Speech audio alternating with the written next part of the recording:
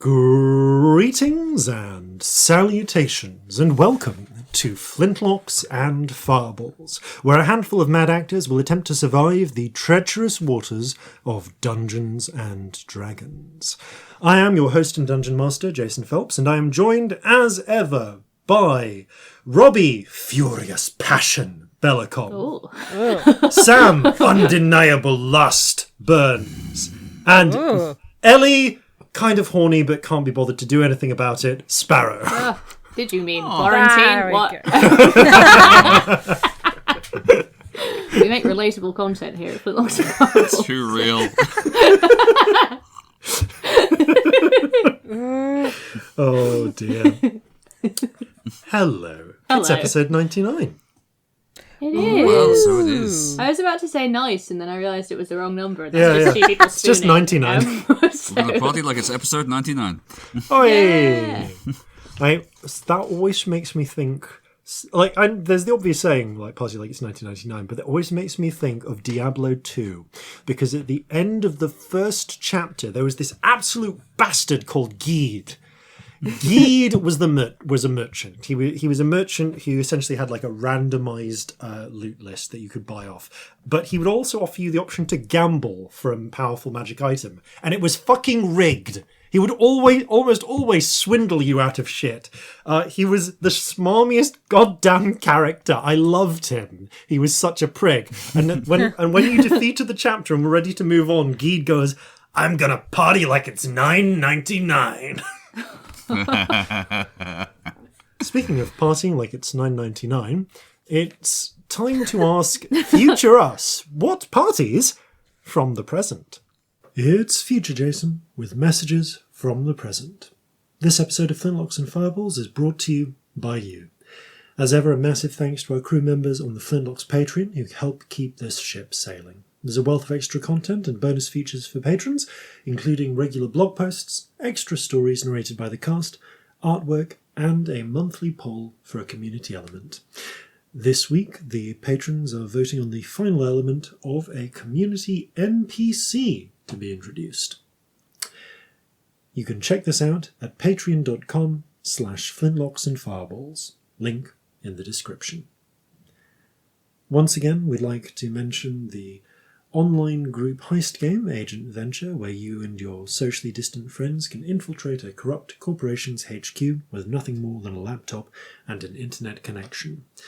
The game has recently been updated to include an extended version, as the missions are now a full 75 minutes of engagement time, with 60 minutes of timed puzzles for you and your companions to overcome.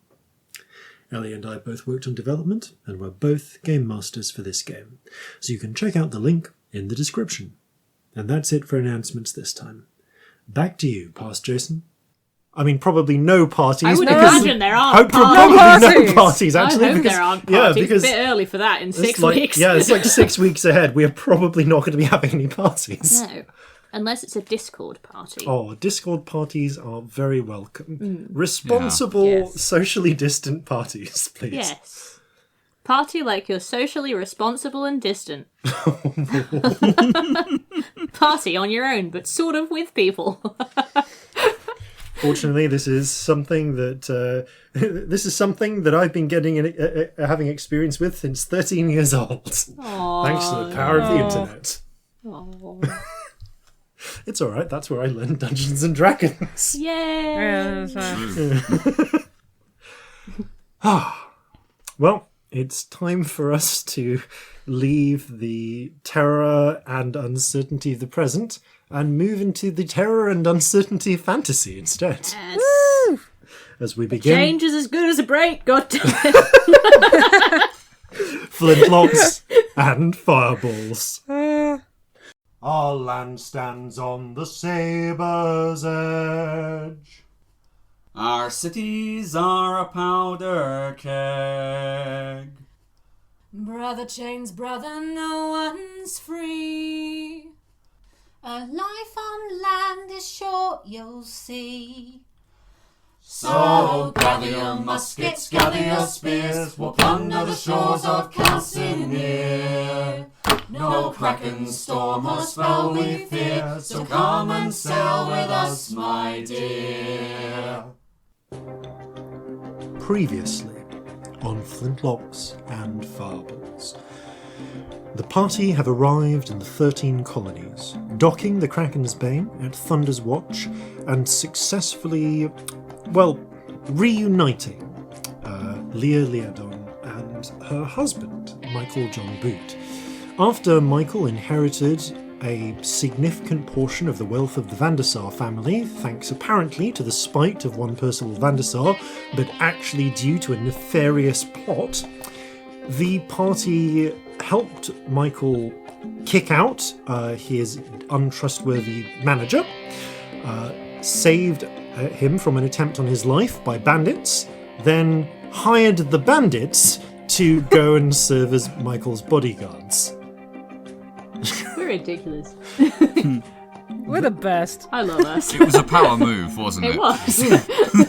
They then returned to Herbertsville to try and cash in the reward for the 13 bandits they did kill, while simultaneously convincing the law that there was no further need for the bounty out in the... This seemed to be a debatable success, given the high skepticism on the part of the local judge and sheriff and coroner and district attorney. It's not nepotism if it's all the same person. Isn't it? No, I think it's still covered. you need a nephew to give it to, or at least a family. It's not really giving it to your family; it's just wearing multiple hats. In this case, literal there was hats. A hat for each one. However, the party gathered a little bit more information about something they've come to identify as Gold Star Shipping, acquiring an address somewhere in Newmark, or Newmark, as it seems to colloquially be called. With this in mind, you now head back at terrifying speed. Well, okay, I say terrifying speed. It's 10 miles an hour over the course of 2 Phantom Steeds. Compared to most travel in this setting, that is terrifying speed. We're not going to outpace those speeds regularly until, next campaign? Yeah. Campaign 2. Yes. Really, honestly, trains are going to blow Phantom Steeds out of the So water. excited for trains. Oh, I can't wait for I'm trains. so excited for trains. But we're going to have to for possibly another year. Depends how fast this campaign goes. Oh, I don't want this to ever end. No, me neither. I'm so sad at the thought. Let's not talk about that. Speaking of endings, as you come towards the ending of your journey, returning to the city of Thunder's Watch, the sky has over these 3 hours darkened. You find yourself riding towards a bank of cloud over the city.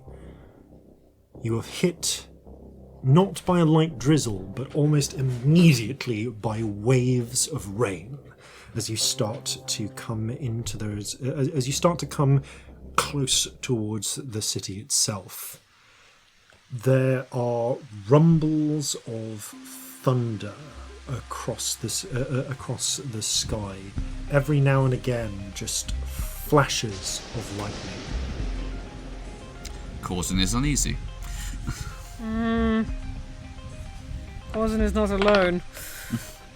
However, you make it back to the edge of Thunder's Watch. As before, the small but busy city sprawls along the mouth of the River Thunder.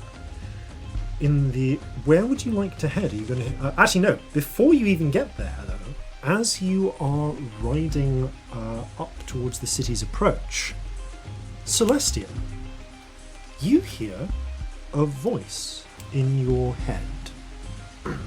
Actually, no. Sorry, it wouldn't be Celestia, because they're casting it. So, Scamp, you hear a voice in your head. Hello, Scamp. Lapsang. Ow. Been thinking on your Michael problem. Maybe I can help. If you can help me out.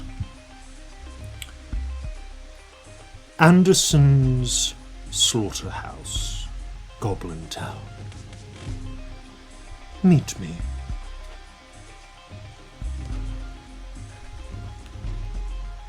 That seems to be the Sure. message.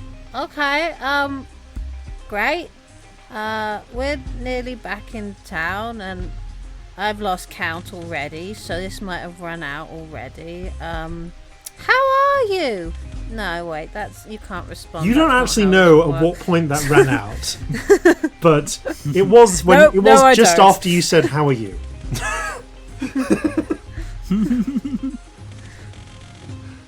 There is not an immediate response. Aww. No, that's fair. Are you talking to friend or somebody else? Oh, Lapsang messaged. I was going to say called. That's not a thing. He Like I've across a seen it field. loads, I wouldn't worry. he thinks he can help with the Michael thing, but wants to meet up. We might have to help him with a problem first. Okay. I mean, Alright. it's more of a start than we have, frankly. We were just going to go to Newmark, so yeah, True. Yeah. great. Okay. Yeah. Where do you want to head to first? Probably the slaughterhouse, I'd imagine. Okay. Unless Is it still all... Is it still all lightning and Oh awful? yeah. I think Corzin is going to take a moment now that we are presumably within a mile of the coast to do primeval awareness. Okay. Yeah. Yes, you please. get off the horse, and is it a horse, Scamp? Is it? Yes. Okay. But it has duck feet. That's horrifying. It's so oh, horrifying. the coconuts wouldn't be the right noise. Like It'd be like 4 duck feet. Like 4 webbed Along the feet, floor. yellow feet on horse legs. slapping. Yeah. It'd be Yeah. weirdly sort of like, Yeah. yeah. Wet slapping as well in the rain. Yeah, Just slicking Wet off the slapping. grass.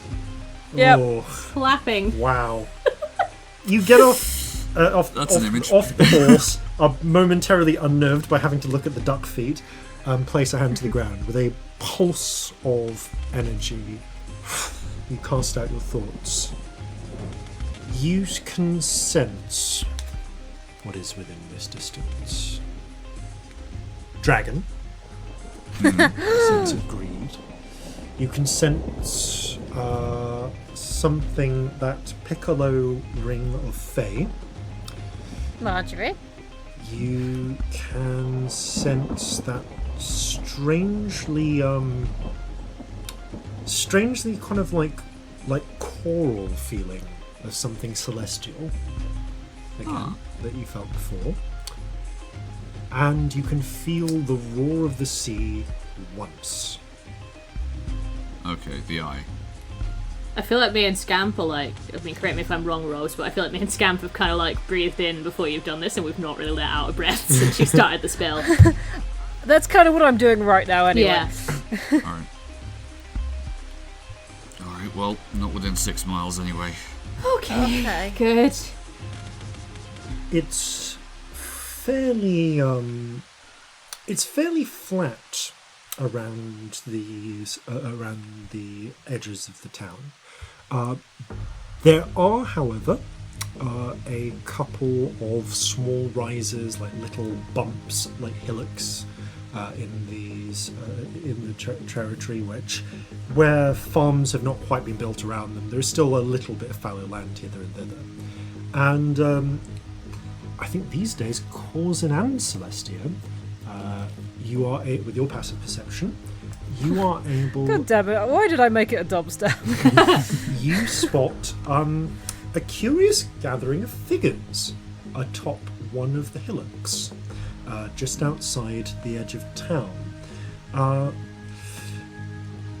Some of them, all of them fairly short actually, and I think, I'm trying to think about what this would be. Yeah, Corzin. Actually, no, both Corzin and Celestia. Just give me an actual perception check as well. Natural Okay. 20. Oh. 18. Kind of love nat 20s on perception. Okay, both of you are able to recognise who is there. There is stood out several members of your crew, including all of them halflings. Actually, no, halflings, and also there is also Zheng, the gunner's mate, is there with Alton, and so is Molly, so is little Corzin, and so is Benny, who parted ways with you about 3 days ago to start operating things here in town at the dockyards. However, she seems to be out in her classic sort of green jumpsuit, and of all things, you can see she is holding onto a long tether and batting, erratically flickering about in the heavy winds and rain, is what appears to be a kite flying in the air. You watch as suddenly there's a flash of lightning from above, and a bolt strikes straight down onto the kite. And you see just this moment where it seems to run down the length of the wire, but before it gets to Benny and your crew and your son, it just seems to go vertically straight down into the ground. What the fuck is happening? I'm going to be moving rather rapidly in that direction. We're going over here, yes. You saddle back up and ride over to that, where you see her hair's slightly sticking on end. Static. A little bit. Benny is looking up. You can see that she upon seeing you, waves, blithely hands the cord to little Corzin, who makes you greatly. And as you watch, there is another strike of lightning which hits the kite, runs down the line, and again diverts and goes into the ground. And you can see as you get closer, there appears to be a copper wire running almost the full length of the kite string, which then goes straight down to a peg where it is rammed into the dirt. Oh! Hello there! Benny, what the fuck? Oh, just having your family help me out with a little bit of experimentation. What are you trying to do here? Oh, well, I was thinking about you saying you're going to take on the giant sea beast eat cities, you know. The Kraken, yeah. Yeah. And you're saying how there's always that lightning, right? Yeah. Yes. So I've been having a little bit, been reading up on the latest physics treatises that have been going around, and I'm just trying to think if there maybe there's some way to sort of catch the lightning before it could get to your ship. Well, if anyone was going to catch lightning, I'd imagine it would have been you, wouldn't it? Yeah, I don't know how I'm going to put this on. How does it work? Well, basically, I don't know. I'll need to try it out with some wizards. But Can we please take the kite off the child? 'Cause I can't concentrate. Yeah, you know what? The little girl's like, whee! It's just Molly. Just on multiple I'll levels. take that. I can't. Okay, we'll just hand it to the other child. It's fine. Here you go. Little Corzin hands it to you. Give it a try. It's fun. It is just like. The kite does need a fairly firm hand, actually, because it is trying to escape. Molly had hands on his shoulders. Yeah. Again, as you take it, there is a bolt of lightning strikes it and just goes straight down into the ground. Oh, that's super fun. Yeah, it is fun. He's right. That copper wire is red hot, and you can see it starting to melt in places. Like a little bit more hardcore than I pictured kites would be when people told me about them, if I'm honest. Yeah, you can see the string has actually burned a fair bit and starting to fray as well. I mean, that's the point. What's the string made out of? In any case, so... Yeah, I need to practice with some wizards as to whether it'll do magical lightning or not. But I'm really hopefully I can figure out some way of making this fit on your ship. I mean, that would be amazing if you could. I mean, it's Yeah, one of the basically bigger... the lightning always wants to get to the ground, you see? It's just that usually it goes to the tallest thing up, and if you're alone in the field, the tallest thing is usually you. Yeah, the mast. Right. But if we were on a ship, wouldn't the ground be the ship? That's one of the problems I'm trying to work out. Right. But there might be a way to do it. God, if you could store it and then zap other people with it later, that'd be amazing. That would be. That sounds like some pretty powerful magic stuff, though. That's not really my department. But hey, if you know any enchanters who can do that, then maybe we could Well, there was combine that them one together. in. No, I don't think even the one in Brighthall would be able to do that. I mean, I don't. Not unless you had something like a lightning prow. Wow. Lightning prow would be really nice. What did we want to talk to them about? Anyway, there was something else. I wanted an anti-scrying thing. Yes, you did. I did It's want on that. my list. It's on the Lightning list. We'll prow. get there. So, I'd love it, Penny. Right. How did you come up with this? Oh, you read a lot. I read a lot of papers. I kind of got a whole digest of them before we headed onto the ship. You'd never really asked me about it, so I didn't really go into detail. And since I come in here, I've been reading a few more papers. There's actually a whole scientific community, and we all kind of talk to each other. Although not really talk to each other. It's more like writing and publishing. Ah, That's fun. that's really cool, and my brain hurts. Right. So is this the first time you tried something like this? Oh no, I've been doing it for the last 2 days. Ah, Well, by the fact that But I still it's have only a son and a wife, I'm guessing it was successful then. Yeah. Fortunately, we've had some really shitty weather the last couple of days.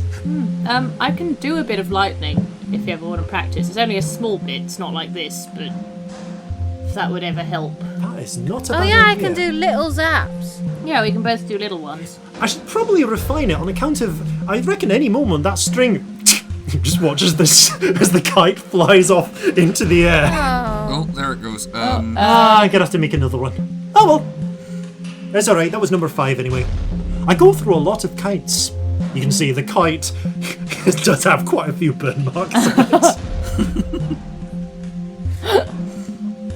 No, there's nothing you can do to get Do that people back. normally do kites in this weather?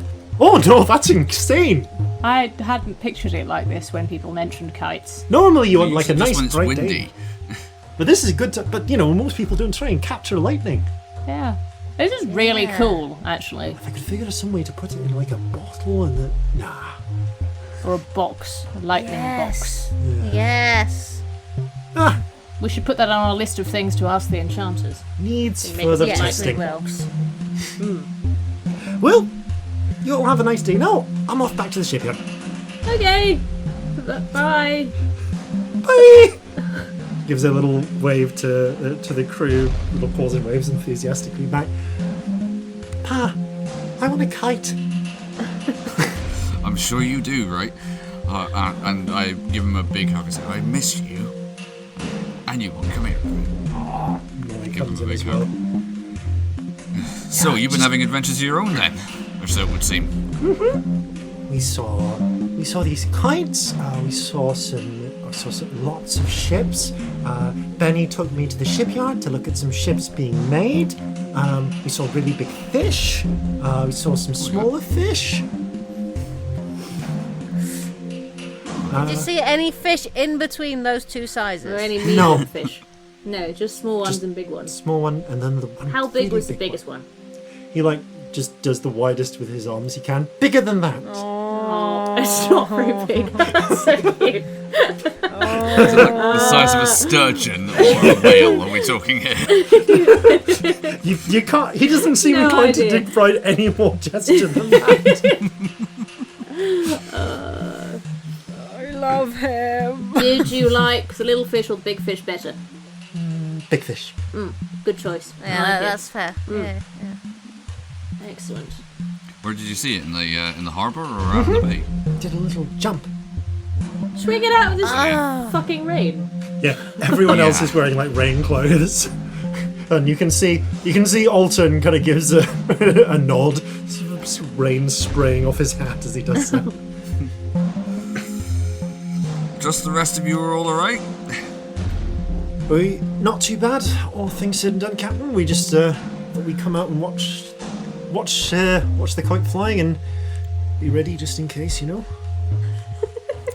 I appreciate that. Thank you all. You see Alton opens his jacket and there are like 3 healing potions from the ship stored there. Not a bad idea, to be honest. Regent, bless you. Right. Tell you what. I will join you all later. Get some rounds in, and I've got some business we need to take care of first.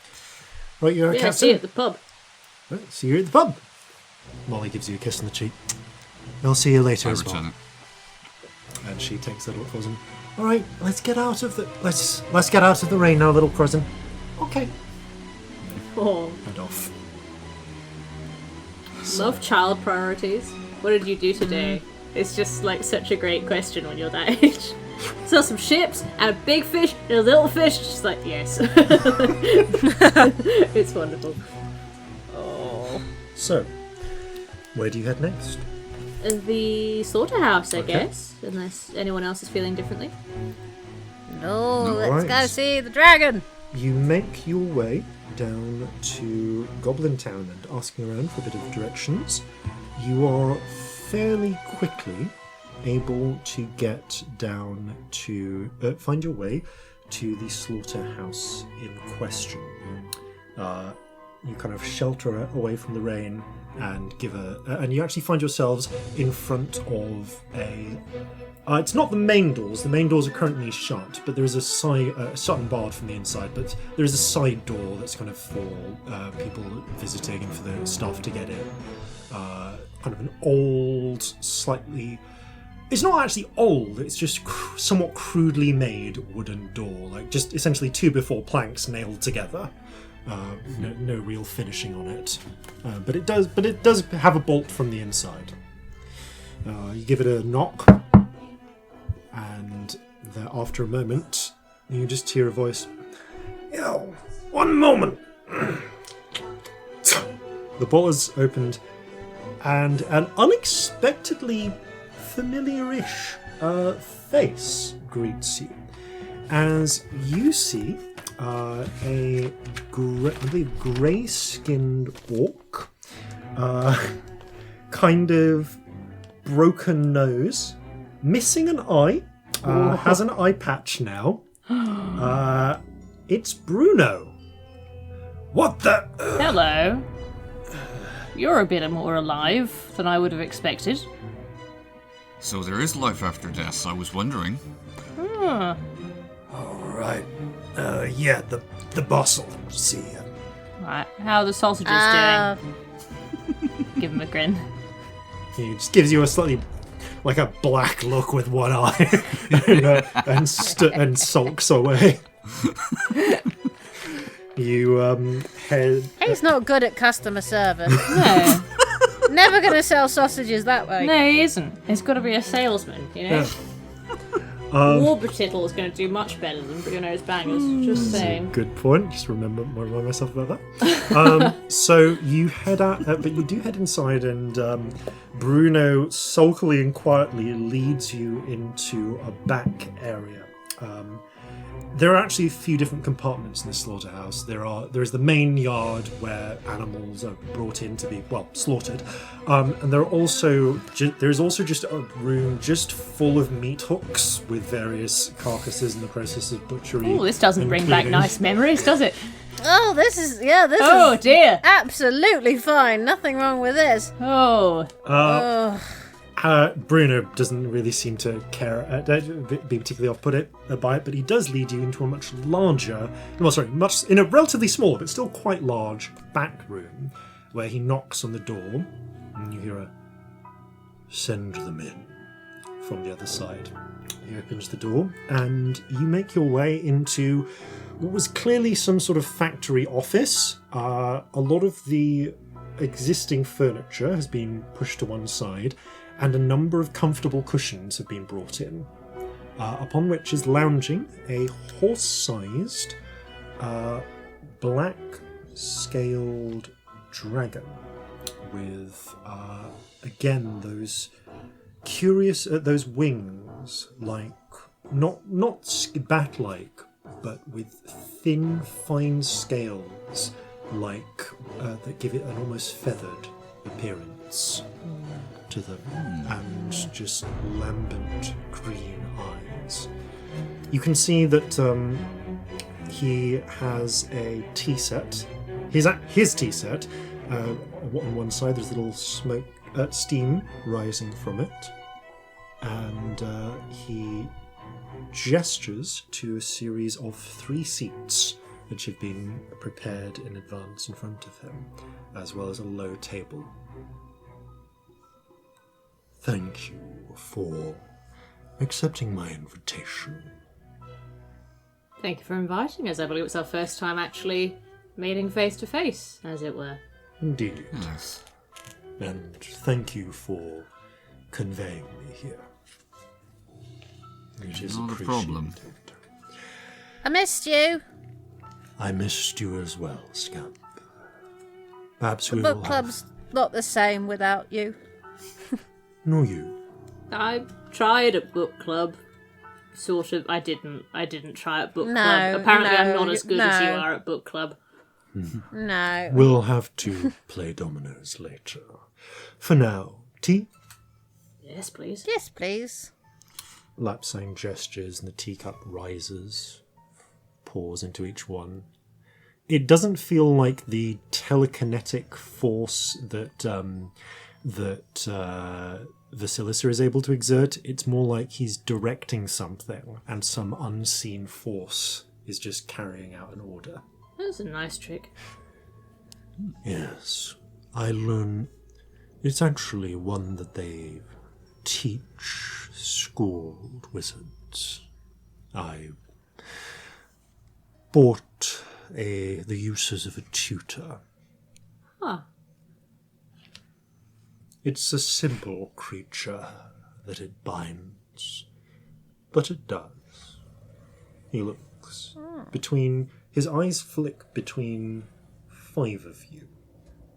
Scamp, Celestia, the Pride Spirit, Corzin, and the Ambivalent Octopus. Hang on. You see spirits? All dragons see what is true. Didn't know that. Our eyes pierce the to veil know. between, and all illusions. Huh. Useful. Yeah. Kind of does a shrug with his forelimbs. We are simply made better. Oh, you don't want to stick with that rhetoric too much, darling. Can you fly? No. But I'm also not an arrogant ass, so, you know. I'm doing the arrogance thing again, aren't I, Scamp? Yeah. I also shouldn't have said that. That wasn't polite at all. No, it's Maybe fine. we just call that even? Maybe we just forget that. Sorry. It's all right. It's easily You are- done. The arrogance comes easily to my kind. It is a weakness. We are proud.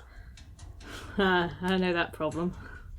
Indeed. Just sounded a lot like what my kind say about themselves, and I saw red a bit. Yes.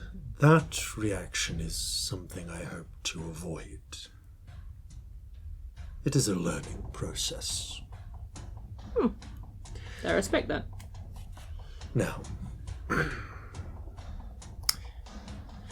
he reaches out with his claws, takes a sip of tea. On to the business at hand. Your companion, Michael, the full name? Michael John Boot. I doubt there is anything I can do to get rid of the offer of the 5,000. But criminals talk, and sometimes if you use strong enough persuasion, you can make it clear that someone is off the menu. However, that is going to take some effort. I can do it.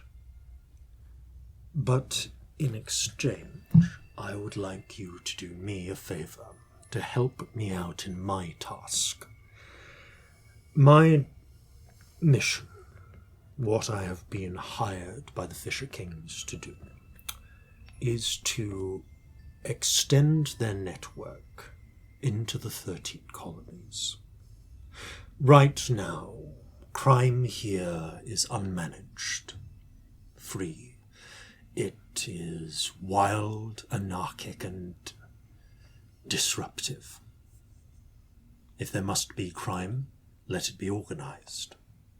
At least, that's the view the Kings take. Is that more or less dangerous? I think it depends on your perspective. And who you are. Still. Right, I can deal with these problems one by one, but it will take time. Years. It's going to take years regardless. But my main problem is that I can't be in two places at once. And an opportunity has arisen. Some, at least one, of the gangs in New Altmark have expressed an interest in accepting the patronage of the Fisher Kings and joining them.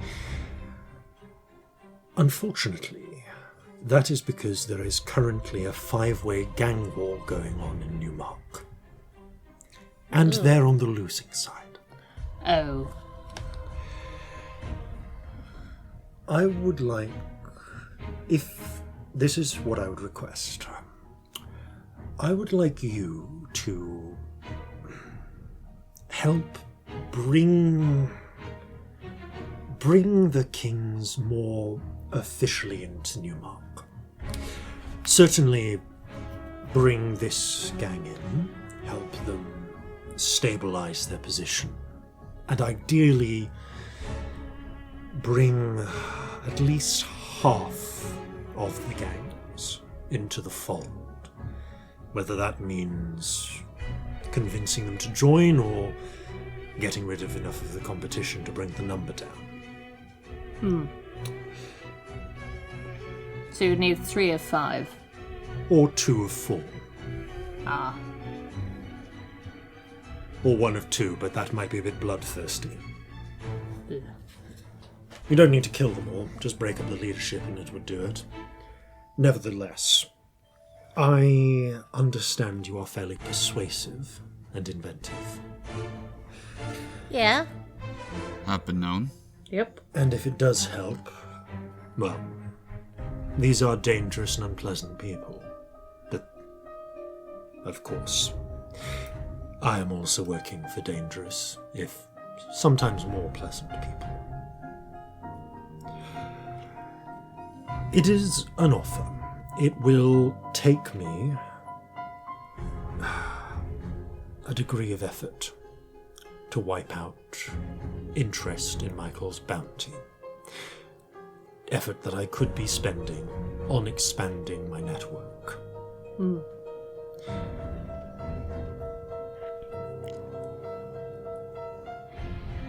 But Did the Fisher Kings hire you on a long-term basis then?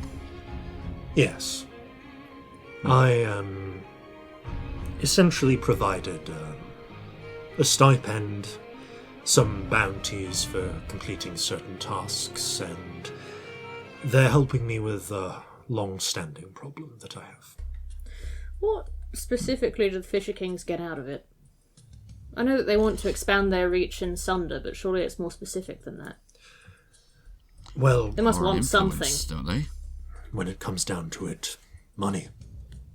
Hmm. If they have a control over the crime in a city, they can take, if not a, well, they might take a tax or a cut from all of the income from smuggling, from sanctioned thefts, all of that business. But more importantly, They care about having friends. They care about knowing that they have people to catch them if things get rough. And their listener is very focused on expanding their reach.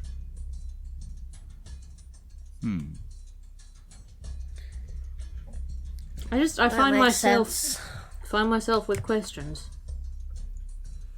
If I rang in the big old smuggling group, it'd be nice to know the other people at the other end were on the same side. Definitely, but Does result. is there an end goal, or do they just want more and more money and more reach and more power? Are they actually trying to do something? Or do they just want to run everything? Security. Some people have grand, world-spanning schemes. Some people just want to get rich. The thing to remember is that the Fisher Kings, for the most part, are criminals. They like they like having power. They like having money. They like the things that wealth brings. And many of the long-standing members aren't interested in breaking the world, in upsetting things. Now, the sculptor, Percy, don't tell him I called him that, is a good example of this. He just likes nice things. He likes the things that money buys, and he knows that he's going to live for a very long time. So he wants the security of knowing that he can keep up his habits. Most people don't really care about schemes of world conquest. Even the listeners, for all that they are given to expanding their network, are limited in their ambition to just that, expanding their network. So no, I suppose if there is something to fear from them, and there is, it is simply that they are a powerful, selfish network of individuals. They're an oligarchy, not an empire.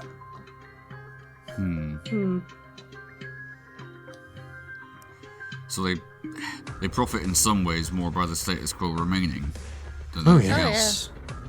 That makes sense.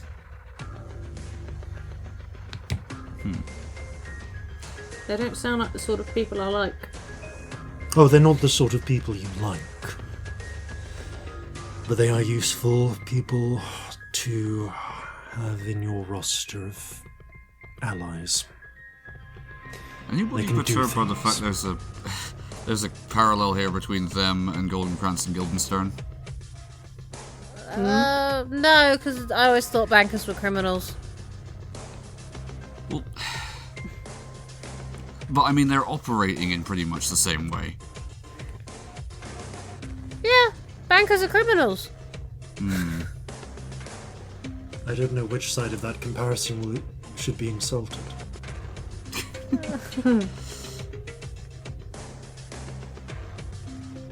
I was thinking they sound like somebody else, to be honest. Yeah? My sister. Oh no, she does want to see the world burn. True, but she uses that excuse. I like nice things. I don't like other people having my things. A lot of people say that. A lot more sinister than it sounds. I always try and make it sound innocent. It never is. You know, if I like nice things, means I like turning people into statues and carving smiles on them.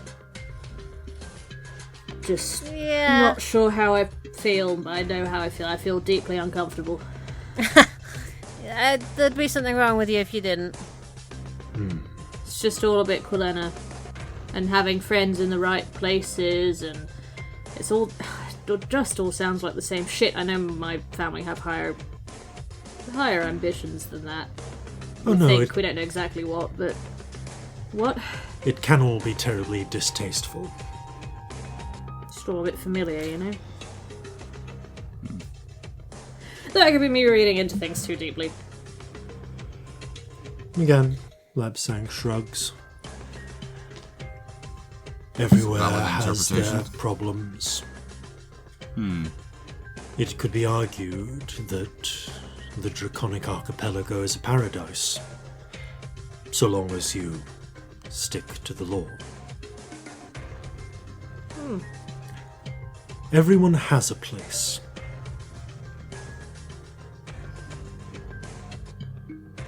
And Ew. everyone. Yes, indeed. That sounds horrible. Yeah, I hate it. No. Let's not go there. It's very peaceful, but yes. You could say the fucking Underdark's peaceful. Graves are peaceful. Anything but There's peaceful even a whole right now. saying about it.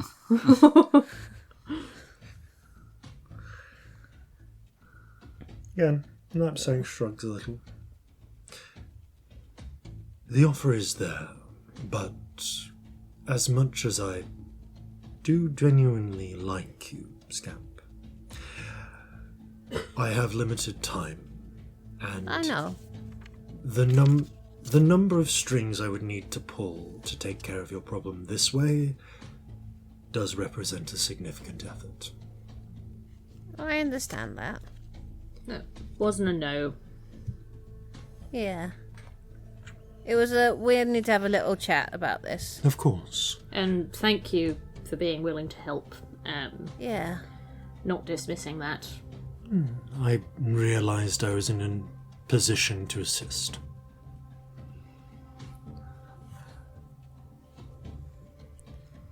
God, the world's complicated, isn't it? Yep. When do you need an answer by? Well, I'm not going anywhere, but at least not for several months. It's going to take a while to straighten out the gangs in this place. Not to mention setting up an infrastructure before I leave. You would not believe how much admin is involved in taking over a criminal underworld. I could believe it, but What, also paperwork? Genuinely paperwork. aren't the local authorities going to be a bit perturbed, to put it mildly, if they find that there's a dragon in the city? I'm quite good at staying hidden. I mean, considering this is the first time I've seen you, Yeah. like, fair enough. Thank you for respecting my privacy in the hold. Alright, you didn't hurt Scamp, so it was fine. I will take advantage of whatever arrangements already exist with the authorities to preserve my anonymity, I'm sure. I'm afraid that Bruno out there is very much the bottom of the food chain. Yeah, he didn't seem like he was anything other than that. Yes. I mean, Bruno's bangers. Oh, really? You're never going to rule a city with a name like that. Fucking hell. He can't even rule a sausage company like that. I shall start up a gang called Celestia Sausages. And we shall have the run of the place. No, it should be Scamp sausages. Oh no, that's much You can better. be in my gang. Yes. You see a little draconic curl of the lip at that. Well, if you do change your mind, you can send to me. There's not really been a mind made. We just made it in Yeah. a chat. I understand. It's not a no. If you're still in town when you make a decision, my door is, well, closed, but you can knock. If you are out of town, you can send to me. Would you like a little... I can understand if you might want a while to think on it. Take as long as you need, but I won't start putting out the word until I have your word, if you understand. But if we agree to do it and give our word that we'll do everything we can, will you start with the Michael thing? Oh, absolutely. Okay. It's not a. It won't start till we've done this situation. be a really It's long going time. to take me It's going to take me a little time to put enough of the fear of me into people for it to work. So, it's in my interest to start when you start. Okay. So that by the time you're finished, it'll all be set in stone. There are quite a few murderers for hire on a continent, you know. Yeah. So we've been learning. Would you like a little information about the situation in Newmark should you decide to go there anyway? Yes. Yes, Can't hurt. please. Well, here's a little of what I know about my side of things.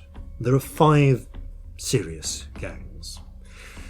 Maybe 4, but I'm including an extra one because they're the ones who got in contact with me. So, the 2 big fish in the pond are the Bowstring Boys and the Five Friars gang. Why do they all have such stupid What names is- here? What? Are these How is restaurant anyone chains scared or of them? gangs? I shall start up a gang and I shall call it. I'll call it the. I don't know. I was going to think of a funny name and I just couldn't think of anything. Something alliterative. It's one of those I'm gonna things. call it the chocolate box. You start I out. don't know why. You start out with a gang name that appeals to you and your immediate friends. You grow bigger, but then everyone knows you by that name. I shall start up a gang called the Zealous Xylophones. And whenever we're coming, people Oh, will that's hear a good dinging name. from down the alleyway. They'll learn to fear the sound of a xylophone. I mean, the guards are gonna find you super fast. You have a point. There is such a But they're thing probably gonna arrest a lot of innocent musicians first. Yes, they are. I'll just hire people to play xylophones at random. They won't know who it is. as buskers beware. That's another good gang name. Buskers beware. They only kill buskers. Sorry, what was the first one again? The Bowstring Boys. I should write this down. Named partly because they come from the Bow District in Newmark. Not because they play a mean violin. They might, but I am told that they have been known to garrote people with bowstrings. Ooh. Oh no. Well, I was thinking bows as in the weapons, yeah. String boys. What was the first one? All I can remember is Sausage Fest, and it definitely isn't that. The Bowstring Boys and the Five Friars gang, 5 friars. 5 friars. who They come fry from people? the neighbourhood of Five Friars. Makes sense. Oh, friars like a monk. I've written Yes. that down wrong. Me too. I've written it like chips. So am I. How do we ever get anything done, honestly? I'd like to point out, by the way, that while I have made these names up, they are based on real historical gang No. names. Gang names were this Oh, stupid. yeah, like, yeah, they genuinely yeah. were. Like, I know exactly what you're doing.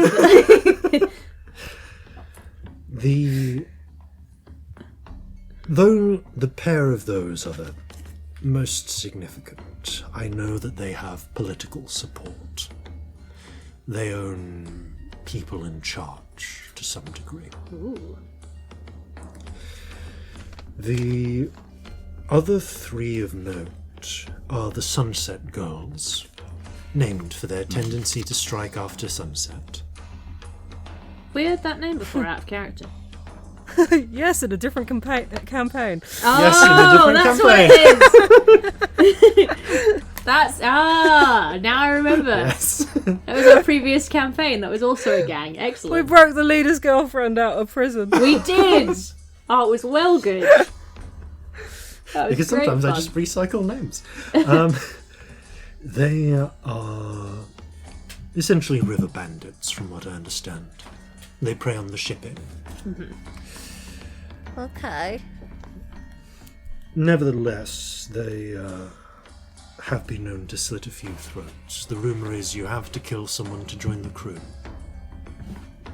Ugh. Grizzly. Don't get me wrong. The Bowstring Boys and the Five Friars look very legitimate, but they have their own share of throat cutters amongst them. Which includes, to a degree,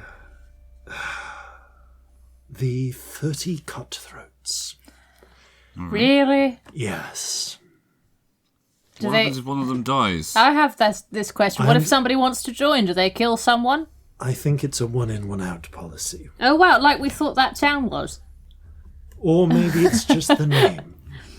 You know, What if they've missed, like they've lost someone? What do they do in between hiring? Are they the 29 cutthroats for a little bit? if you named your gang of murderers, I don't know, the Crazy 88 or something, would you really expect there to be exactly 88 members? Yes, I would expect it to do exactly what it said it always. would. God's fucking damn it. Otherwise, I would be dreadfully disappointed. I'd be surrounded by 88, was it 88? 88 crazy people, and I'd count, and there'd only be 87. I'd be like, for fuck's sake, I want you to do my murder properly. So there. Presumably Yeah. the 88th one would be the boss. No, we're getting off topic. It's an issue to take up with the 30 cutthroats. I'll have to ask them. That would get them on side.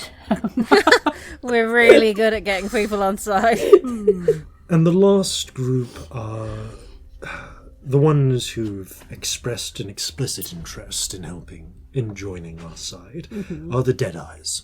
Dead eyes. They are... It's a recycled name as well, It's Jason. also a recycled name, yes. I understand they're part of the Ferocian neighbourhood there. Their leader, who has expressed the interest, at least so the listener informs me, is one Azra Bayar. She seems, well, easy enough to work with, from what I've heard. If only that she's willing to work with us at all.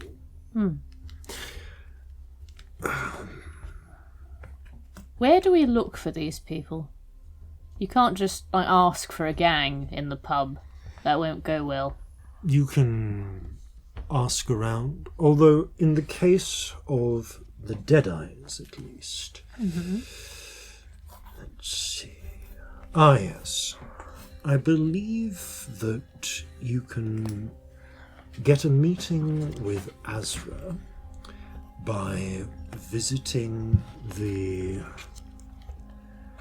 Ah, yes, there we go. You can get there by visiting the Masaya Barbers. That's a...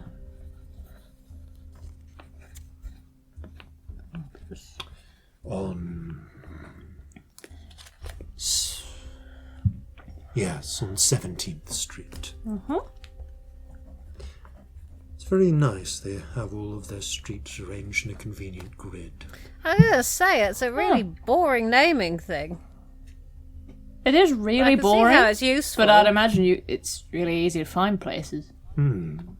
Unless the numbers are random, Yeah. in which case that's a problem. I wouldn't know. I haven't been yet.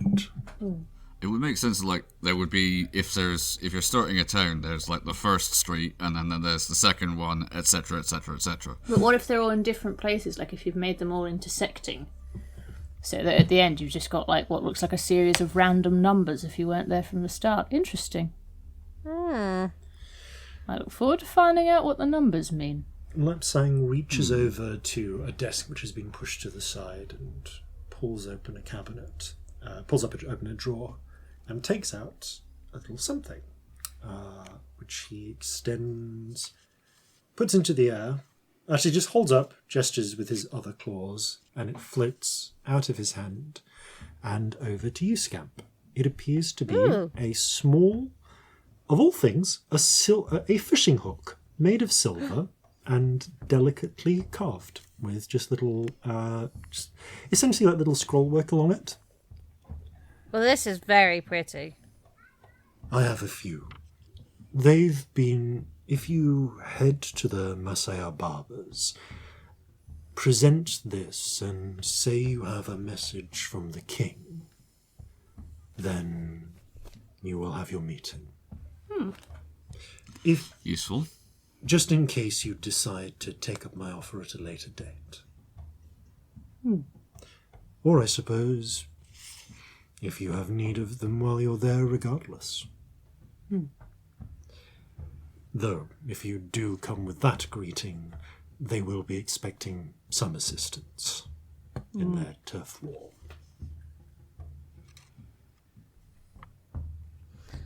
Right. Right. I don't know much of the details of their respective feuds and rivalries. You'll need to find that out in the place itself. We can do that. Yeah. Probably. We're good at being nosy. That is very true. Finding things out in general. Oh, a small note. There is... I suppose you would be doing this for me. If you do find yourself eliminating any of the leadership, do make me aware. I do have some bounties I've been accorded for taking care of problems like that, and I'll just ensure they're sent on to you. Only seems fair. Alright, good to know. Yeah. Thank you.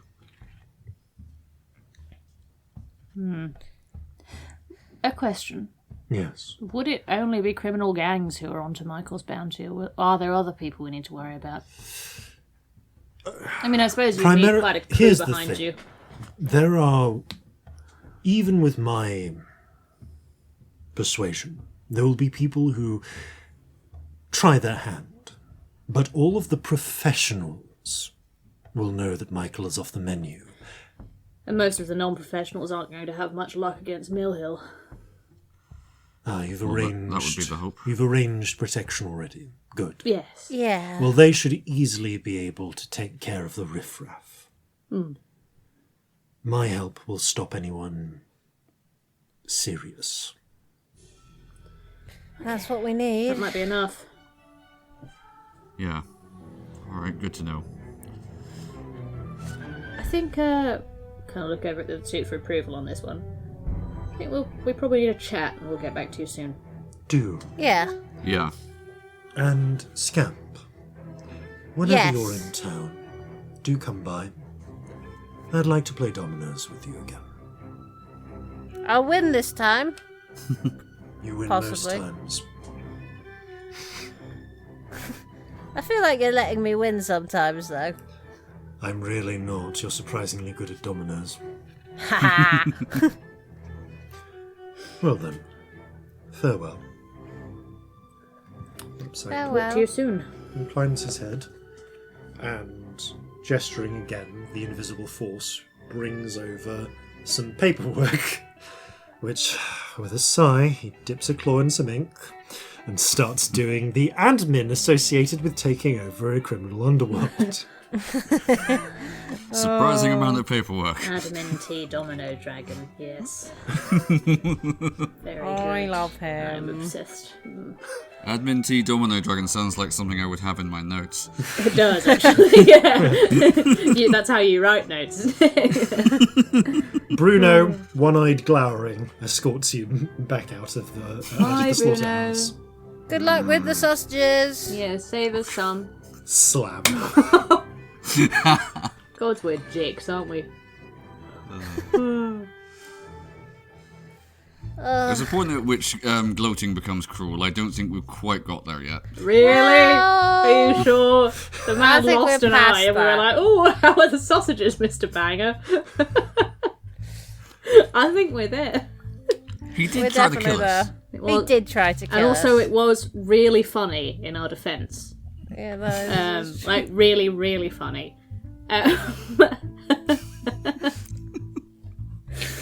yeah, we're the worst. Oh. I'm sorry I didn't just jump at that. It's really No, we need convenient. that. You're right. So, where would you like to head next? To the pub. My instinct is pub for a chat. Okay. Do you want Yeah. to head back to the saloon?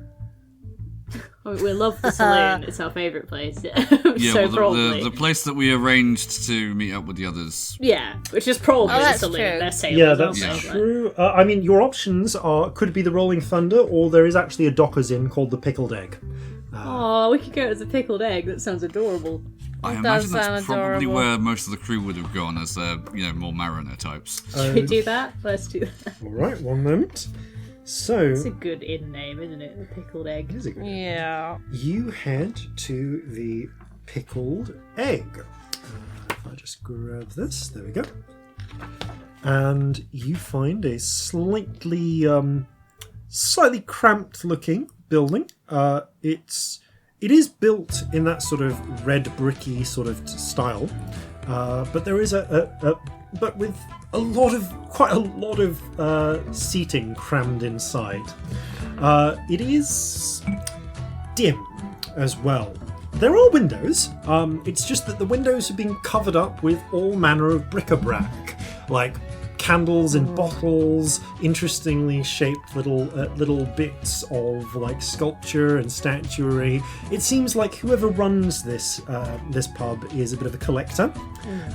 There is there is actually on the bar a large jar full of pickled eggs. Yay! And the Yay. tavern itself is kind of dim. There is a mixture of there's quite a mix of pipe smoke in the air as well, and which gives it a slightly bluish haze. And there are, we're kind of into the evening by this point. There is a fair degree of chatter from the many sailors who are drinking and grousing and bickering, and many of which are just quite glad to be out of the bloody rain. The barman, a burly orc, looks you up and down, and before you even have a chance to order, just starts pouring you 2 whiskies and a glass of sarsaparilla. You're ahead of the game. Yep. 1 egg, please. Make that 2 eggs, please. Opens Corzin, the do you want an pickle egg? jar. Just literally gets like these little wooden I'm all right sticks for a and moment, pokes thanks. them through an egg. You get an egg on a stick each. Never had a pickled Egg egg. on a stick. Weird concept, pickled egg. Ooh. That'll be 2 silver, 5 copper. That's quite steep, isn't it? Out of 2 character. silvers is actually no. For the whiskey, no whiskey. It's quite steep for the. It would be quite steep if you were having ale. There's not. It's not. It's a little steep for the whiskey. Is he looking hostile? Roll an insight check. Always forget what my insight is. 12. Not great. He doesn't look hostile, but you do notice he has poured you the good whiskey. I pay it. I'll get this. He clearly, it appears that he just reckoned that's the one you'd want and would be able to pay for it based on your incredibly swanky outfit. Yeah, it's fair. Oh, my, yeah. Yeah, you Clink.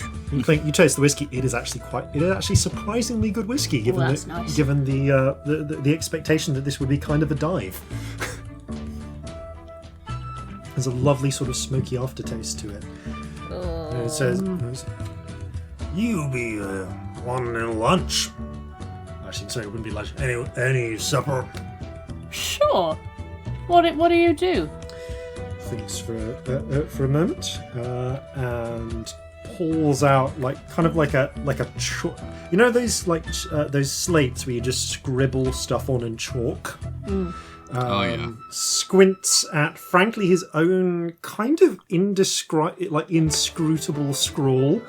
The man the orc can write. He just has really horrible handwriting. Yeah. Sympathies. Oh, Looks like, Yeah. looks like we got onion soup. We got beef broth soup. We got bread with some turkey and stuff. Turkey and stuff. Stuffing. Oh, stuffing. Just turkey and stuff was like I mean, I'd be so up for that. not that That's a little descriptive. vague. Go on then, I'll have some onion soup. Please. Soup. Me too. Soup.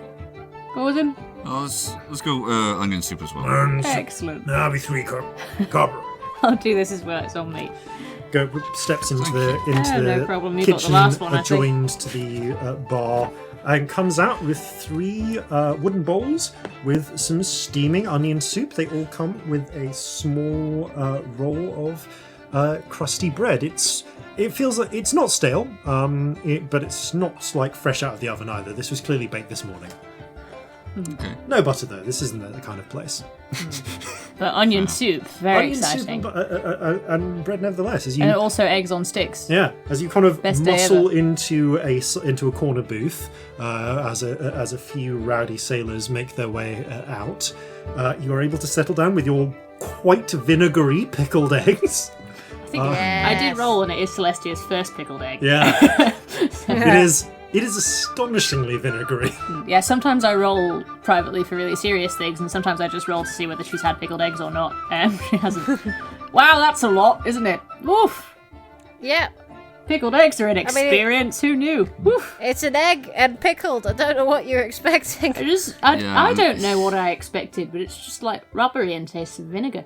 I'm gonna eat it. It's not bad. It's just weird. So, you are able to. It's not exactly private, but there is enough loud kind of back chatter going on throughout this throughout this pub that you are able to have a fairly private conversation without much chance of people overhearing you. I imagine we just kind of give any crew like a sort of 1 minute gesture. Yeah. You do see a few of them. You see Alton is with Zhang and a couple of other crew members drinking. They kind of salute a pint at you as you go. I raise my egg on a stick at them. A couple of them have eggs on sticks as well. They're part way through them. Apparently, the pickled eggs are really quite popular here. I mean, it's the name. Why wouldn't you? You do notice there's another knot of your crew as you see a slightly exasperated looking Courage next to several very drunk, very rowdy spider tieflings. One of them is already passed out on the table, just like fending people off, trying to break up them getting into arguments with other sailors. Messaged him. Do you need any assistance? It's fine. I've had 3 days of this. None of them know how to handle their drink. Okay. See, Courage has like a glass of sarsaparilla in front of him, which he's sipping from disconsolately. Oh. Want some company when we're done with business? Yes, please. Alright. See you in a bit. Nevertheless, you settle down on your own. For a given value of on your own. How are we feeling about this? Well, once again, we're in a situation where by doing this, we are furthering the agenda, essentially, of the Fisher Kings, which is mixed, to put it mildly. There are just so many phrases I recognised. It made me really uncomfortable. Oh, he just likes nice things. He just wants power and influence. He just wants a comfortable life with lots of security. Knows he's going to live for hundreds of years and wants to be secure in that position. Oh, it's just a bit of a minefield, to be honest. It's not just him, though, is it? It's all the Fisher Kings. Yeah. Yeah. I don't know if that makes it better or worse. I don't know. And the thing is, as well, both ends of this make me uncomfortable. Because if we don't get rid of Michael's bounty, if I just put aside the being worried as shit about Leah for 30 seconds, which is not easy, but I'm going to do it. If I put that aside for a second, without Michael, some real shit happens. Oh yeah, no, we need to sort a way of protecting Michael. That's not in question here. And is it worth helping a gang take over a city to make sure that a lot of people are free and that somebody good has some influence over the war? Because it might be. Here's the other thing. There is a gang war happening. The people get hurt in those. Yeah. Innocent people get hurt. That's not gonna change because if we just walk away. There will be a war until someone wins. There will, and also, I mean, horribly, generally less people might die if somebody's in charge of the crime. Yeah. This is true. I think it very much depends on which gang ends up on top. Yeah. So possibly a deciding factor should be, like, if we're gonna do this, then who do we go after? Yeah. And who do we aid? Yeah, who do we attempt to leave behind in this arrangement? That's not code for kill, by the way, necessarily. No, I know what you mean. Just... Oh, it's a whole mess. Yeah. It's a trade-off that really might be worth it, but I felt like we needed to talk about it rather than just saying yes. Yeah. On a purely selfish level, it is worth it. It's just that we're having to consider the wider world here. Well, if we try and not be selfish, that's what we've got to worry about, you know? Because, what does the Fisher Kings being in charge mean? Is it worse? You know? Well, let's look at the towns where we've seen them and what they do. Let's think about it, because when we've helped them previously, there was a time we stopped that drug family that had gotten out of hand for them. Yeah, they were doing some bad shit, honestly. Yeah, that was a good thing they were doing, like on the Fisher Kings. Yeah. And there was the scalpel in Alisant, and well, we didn't really have much time to get to know the Mason, but yeah, you know, didn't feel strongly about him either way, really. Then, of course, there was the silversmith, who was terrifying. I never met that one. Alright, they appeared to be a halfling who was about 19, but I would be willing to bet that halfling has been 19 for about 300 years. What? Oh, yeah. Oh, we definitely talked about this one. The definitely, like... Oh, the vampires being real thing. Yeah, I think I just deleted that. Yeah, though I did for a moment there. Yeah, no. And I was there. You told me that at a point that was already very traumatic on multiple levels, and I think I just deleted it. Yeah, well... That's a thing to consider. They're possibly one of the few people that isn't going to be entirely perturbed by the fact there will be no air left at some point. Do they need to breathe? Is that not a thing for vampires? Do they just need blood? I mean, like, other undead don't need to breathe. Mythology, yeah, that's a... Wow. Okay. I don't know how accurate it is. Well, they exist, so maybe it's all true. Next episode on Flintlocks and Fireballs, the party attempt to suffocate a vampire. just to try it, just see if it works. We're not even trying to kill them, we're just, yeah. The vampire just sat there bored, like, are you done yet? Are you? Like this kink is not working for me. Love it. I mean, from where I'm sitting, I'm trying to do the thing where I cut off all my feelings and add up the maths like I used to a bit more. And from where I'm sitting, the maths feels worth it. If we let this gang take over a city, so Michael's still there, so good things can still happen, the people will still be free, the war will have a good influence, etc., etc. That's putting aside all the personal stuff, and it feels worth it, but I also feel really uncomfortable, and it's weird, and help. This is going to sound perhaps arrogant, but if we are involved in whatever way we end up being involved with this, we at least get to decide to some degree how things happen. I know that's not necessarily what we came into this to do, but is it not better to be in a position where you can perhaps do some good for people rather than just walk away for fear of doing bad? Fuck me, you're wise at times. Do you know that? I just Weird. No, do my best like anyone. You honestly have a strong point, though.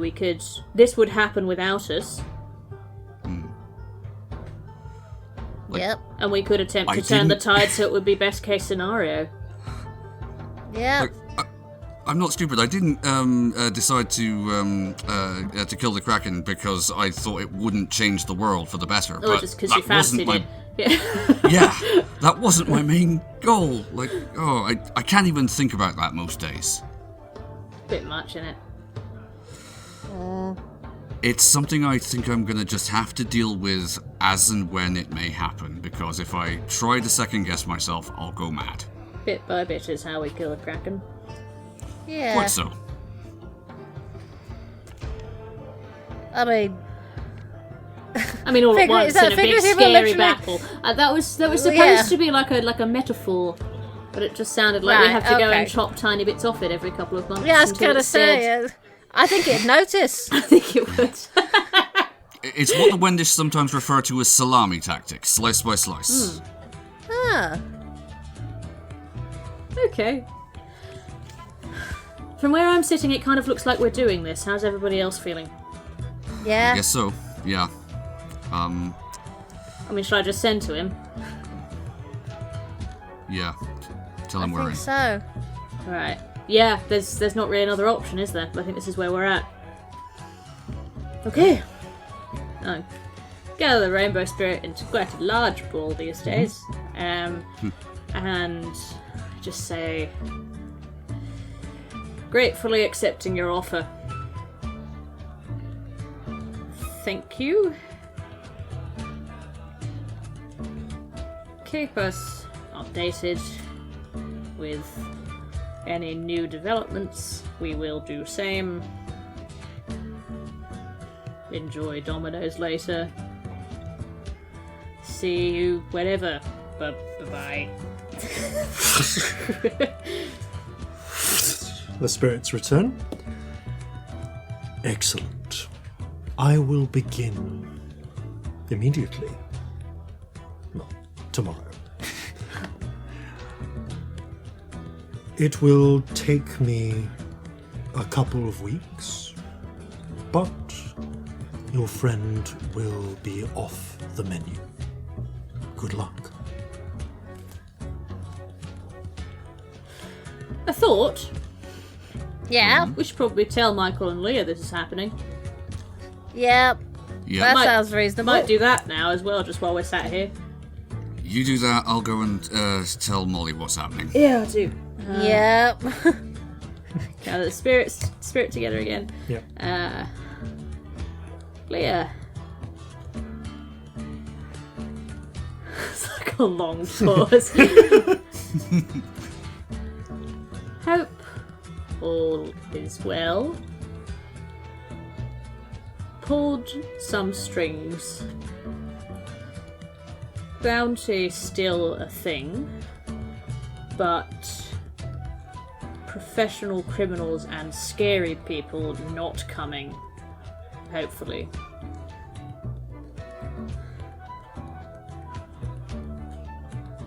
Good luck. Best wishes. Hugs and kisses. She just puts her head in her hands. Best wishes. What was that? Who says that? Yours sincerely. Oh, fucking hell. Talking to your ex is really hard. Yeah. Oh, what do you say? sounded It's really so awkward. Oh, it's so awkward. The spirits return. Thank you. That's great news. We're still sorting things out, but we'll make our way to Thunder's Watch in the next week.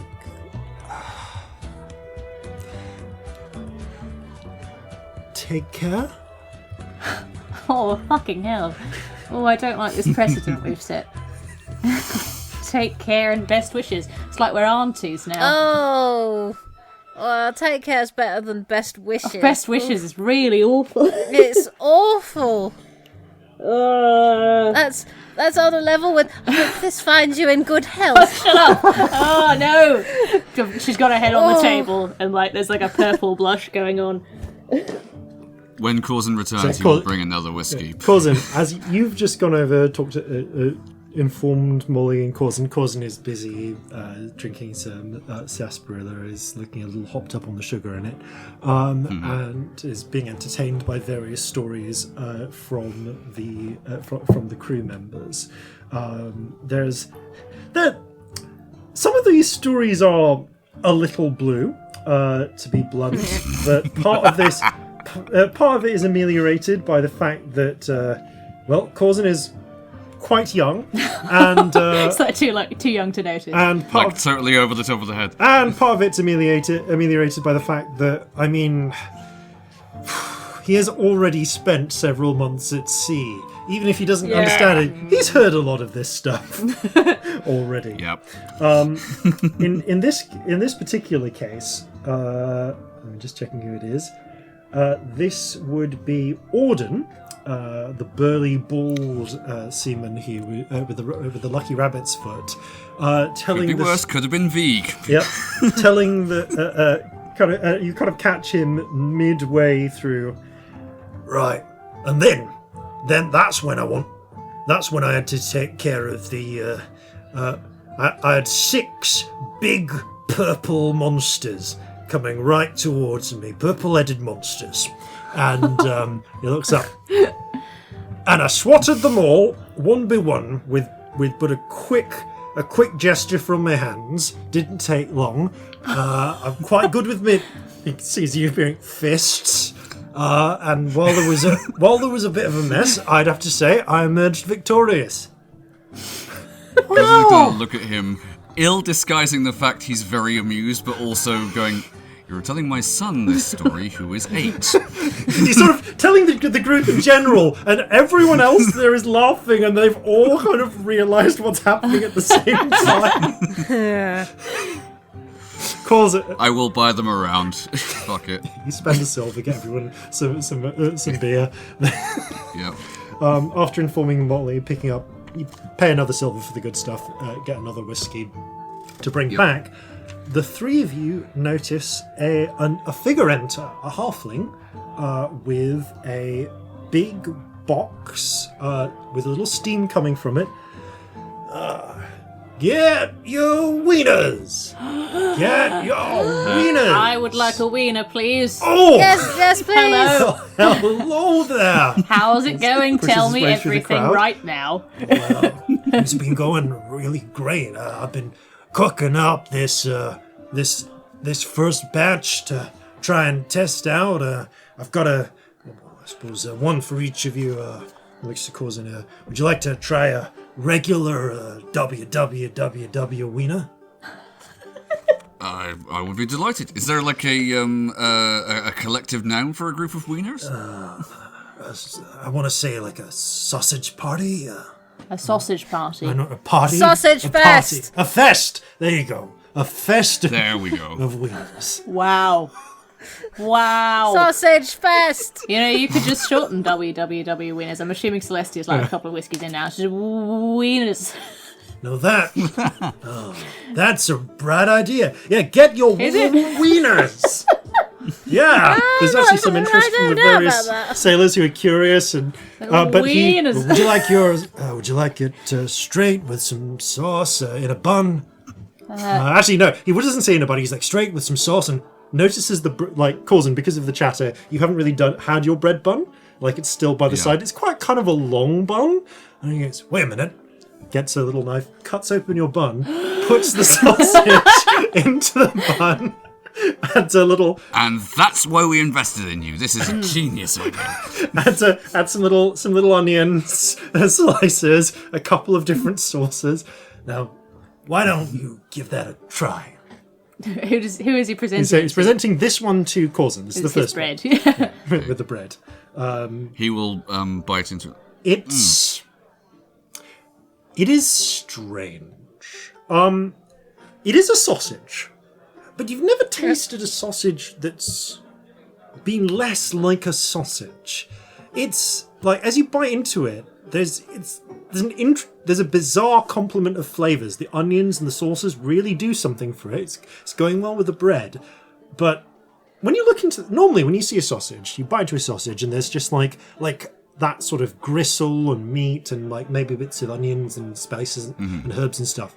This is like concentric rings, like really thin concentric rings of meat, almost like someone like just like curled skin around itself over and over and pressed it, somehow formed it into the shape of a sausage.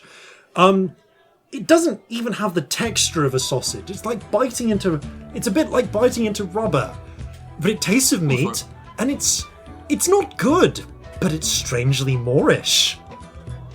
It's like a tiny tree trunk. Yeah, you finish it, and you're not exactly satisfied, but you want another one. Well, it's definitely very Moorish, I'll tell you that. And for the I want to buy one for the whole table. Well, of A round course. for the table. round. Oh, you want to? Sure. There's, you give like no. I mean, just for the three of you, no charge. And of course, I need to give you your sausages. Do you want them in a bun as well, or on their own? Yes. Yes, please. Yes. Why not? Puts them in, cuts your buns, which you haven't really, like you start on the soup, but you've just not really got into the buns yet because of the chatter. So for you, I've got the Celestia Sizzle, and this one is this one is you kind of bite into it, and there's curry in it. It's kind of like it got strangely curry-ish flavour to it. Oh, it's spicy. I like it. It's basically. I curry. do a minor illusion, so it appears like the sausage goes, "Let's just sizzle, nice to meet you." Now that, if there was some way I could package that, maybe I should just put it on the side of my car. That could be fun. You will have to credit me, of course. I demand a painting of me with it. Well, if you're fine with us putting your image on the side of a cart, Well, I invested. That seems fine. okay. And for Well, you, it's a hilarious thing to be famous for. of course, we have the Scamp surprise. Oh, what is it surprising? It's a surprise. I have to try this immediately. You bite into it; it is spicy as fuck. That is a surprise. She's going to hastily gulp down some sarsaparilla to wash it down. That's alright, I'm resistant. Oh yeah, to you're fire. resistant to fire. It's actually like for you. Yeah, this would be blazing to anyone else. Tiefling though, that's fine. It's just Oh, I quite like the thought pleasantly that spicy. tieflings are like spice resistant. Yeah. Yeah. That's really cool. I'd always imagined that for them. I hadn't, Even though but I love spice it. is not hot. It's yeah. I like to imagine that classical tiefling cooking is actually quite spicy as a result. Yeah. Yeah, I could see that. Lots of chilies and such. We've established that like drow tea is really spicy, so I'm Yeah. assuming that spice is a thing that I've had. Yeah. Fun. you've got to I do love a that lot to get tieflings are resistant to spice. It's so canon and it's so fun. Now, excuse me, I'm gonna carry on with the rest Sell of my your test. Wiener wares. Yeah. Get your wieners! A wiener for every mouth! Yes! It's the best 50 gold I've ever spent. You watch as... Honestly, Paint my image on the side of your wiener wagon. I do buy a round for the sausages for the table. Oh, I love okay, it. you pay a copper and he gives you 3 sausages, 3 more sausages, 3 more wieners. Or did you mean for the entire crew? For the crew. Okay, for the crew then, I'll say that because there's like about 10 of them there, you pay 5 coppers because he's kind of doing them like half a he does you a good rate. But yeah, he very quickly sells off most of the sausages that he has, and although it's all in copper pieces, he's raking it in. And again, there's this general experience of they're not exactly good, but I want more. Me and Jason have been eating a lot of hot dogs in quarantine. He's like giving me looks. So we're like, we'll have one. And we're like, it was disgusting. Another. Yeah. That's the experience of having a hot dog. That's what it is. I've got some crisps like that. I keep buying them and I hate them. And I keep buying them and then I eat them all. Except for the onion flavour ones, which I post to my brother because that is what we're doing now. Love that you post crisps to your brother. It's so weird. Crisps have become a weird luxury because they are not a dense item when we do the weekly shop. Like, you just, you're having to be so economical with space. Yeah, we don't buy crisps anymore. Anyway, moving away from bizarre. Passing over crisps. You have your wieners and have made your designs. Oh, actually, as he finishes off his cart, Walter Wilbur Wilker comes back. That reminds me. Her ladyship wanted to said if I saw you again, I should pass you a message. Oh yeah, what's that? She wanted to send her apologies. I think she said something about inviting you round to her townhouse. She's had to go. She's had to head further west to one of the other cities on some do you know where? She. Thanks for a moment. I think she was visiting a few of them. I think Aptak, Newmark, maybe on to I forget the name of the third one. Pohoy. I'm not really sure. Huh. She's got a bunch of factories all over the place. Fair enough. Well, maybe we'll bump into her elsewhere then. Maybe we'll see if she's in town when we get there. I haven't figured out how to preserve these for travel, but or I'd give you some to take with you. Wait! He looks over at the salted at the pickled eggs. I've got a few left. Do you want a jar of these pickles to take back? Yes. With you? Yes. 100%. Yes. Yeah. 1,000%. Again, doesn't charge because you are his primary investors. He goes and retrieves. He goes and essentially just pays a penny for a jar of leftover pickle, vinegar, pickles a few of the several of these wieners of the different varieties. It's mostly the standard Warburtittle with a few Celestia sizzles and Scamp surprises, and presents them to you so that you can have. Yeah, you can try here. Get your friends to try them. Maybe within a few months we'll be selling them all over the colonies. A wiener in every home Wiener or in mouth? every home, every mouth. Okay, both. Excellent. Haven't really decided. Excellent. Is it still just you that's making these? Oh, no. I mean, this was the trial batch that I made up to see if they'd really settle in, but we're working on getting the whole factory put together for it with the investment. I mean, I say the whole factory, it's more like I'm converting my house and putting some machinery in, but we're like, if that pulls off with the money we get in, we can go to a real factory and, it's the Sundran way. Well, if we find anyone who's at a loose end, we'll point them in your direction. Thank you very much. Yes. Meaningful look to the other two. Well, you all have a very nice day now. You too. Thank you. I hold his hand out to shake yours. It's like shakes each of your hands aggressively. Yeah, it's like, thank you so much. I shake you his hand. Changed my life. Oh, that's nice. Oh. Well, wonderful wieners, Walter. Thank you very much. And good luck. Keep us updated. Do if you have Yeah. if you have the money and you need anything, give us a sending. I'd love one. That's pretty pricey, but you never know. That's the way it's going, darling. You never know. Well, you all have a good time now. Takes the Bye. You cart too. and pushes it out on his merry wiener way. That was actually quite heartwarming. Well, crazy though it is, I think that's a very good example of how just by randomly getting involved, sometimes we end up doing good. Yeah. Yeah, this is what happens when we get enthusiastic and or drunk. Both. Both is good. I just, out And of upon that, I character, shall drink. I so hope that at some point Celestia wanders into a random city and they're like, whoa, it's Celestia Sizzle, because that would be just so genius. Anyway. Cut to Norrit telling this story decades later. Yes. And it's just like, then there was Celestia Stardust. What, you mean from the sausage wagons? It's going to become the I know bane she's of our called lives. the Wiener Lady now, but she wasn't always.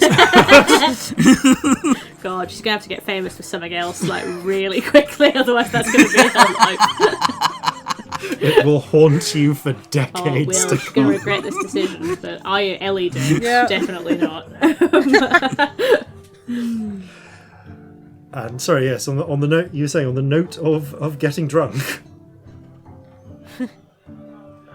Right. I feel bad about forgetting we had an invite to that lady's house. I feel terrible about that. I'd forgotten as well. I have We no had a intention rather of eventful going. couple of days, it has to be said. It has been very. I feel like she's either really great and like underground, some sort of freedom fighter, or she's totally evil. And I feel like we've neglected the situation either way. Yeah, I genuinely can't tell, honestly, because she And sounded either really way, cool. we should have done something about it. We should genuinely message her and see if she's in Newmark while we're there. Yeah. Yeah, that would be a sensible thing to do. Yeah, meet up for, I don't know, drinks. A wiener. Yeah. A wiener. Hello, Lady Quite Grace. possibly. Would you like to meet us for a wiener? That'd be ascending, wouldn't it? Oh. It would, certainly. I'm not sure you should quite phrase it like that, but You, me, wieners now. Nothing else.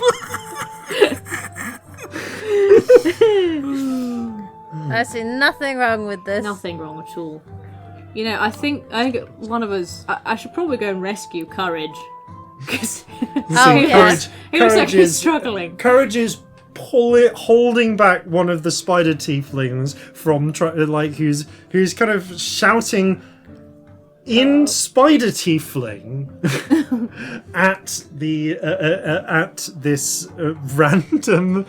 random orcish sailor who is also shouting back. Honestly, it's kind of hard to tell because he's quite drunk. Like, what is that you said about my mother? I don't understand you, heathen lingo, but I'm sure you said something about my mother's an egg. I'm gonna buy a pickled egg from the bar very quickly. Just go over. No, he was offering you an egg. Here you go. Oh, thank you very much. Have a lovely day. Wanders off Go eating away. the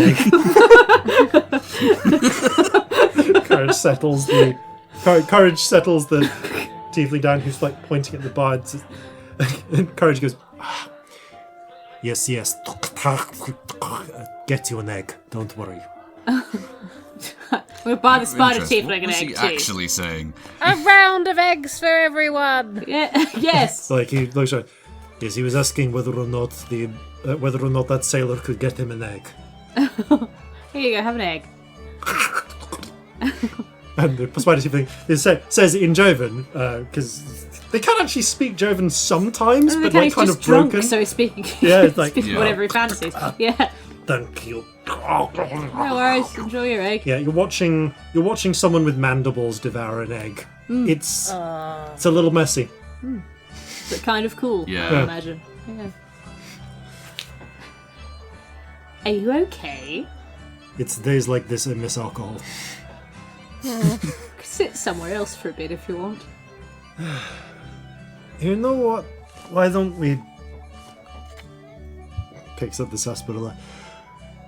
Why don't we... Yeah, let's take a walk, or... I don't know. Okay. Good to see the three of you. Nice to see you too. And you. Good to see you too. I Captain, trust you've been. Yeah, we're, go on. ready to go pretty much whenever you need. Just give us an hour's notice. We'll bring in the rest, anyone who's currently out on shore if we need to leave in a hurry.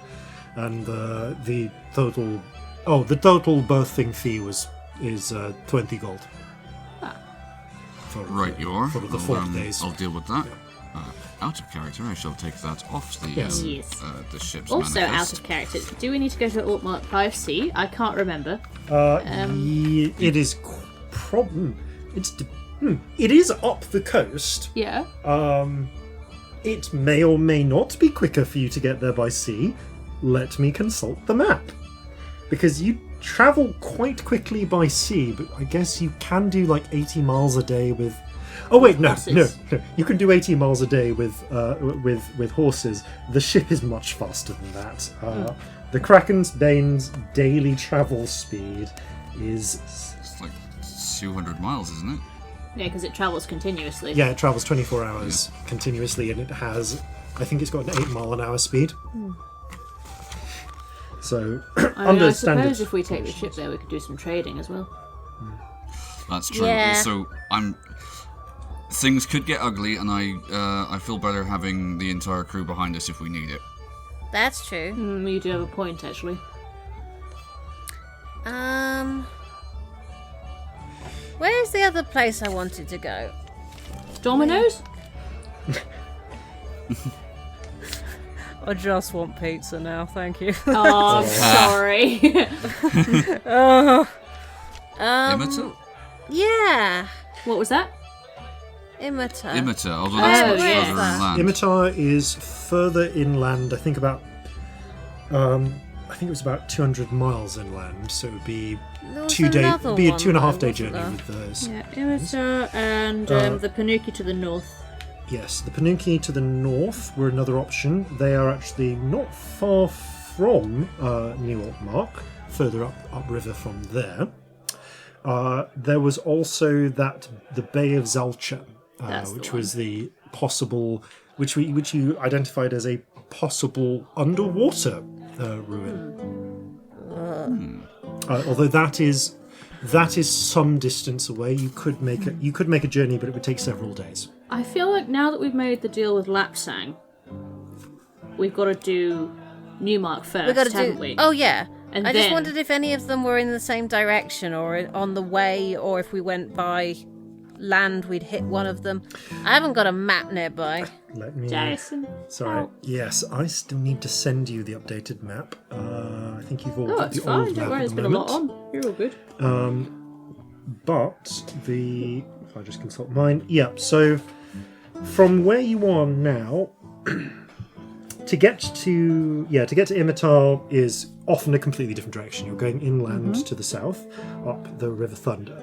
To get to New Altmark is not far at all. I think that might actually be close to.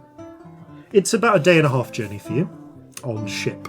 By ship, it's significantly longer over land because I think it is about close to 350 miles away.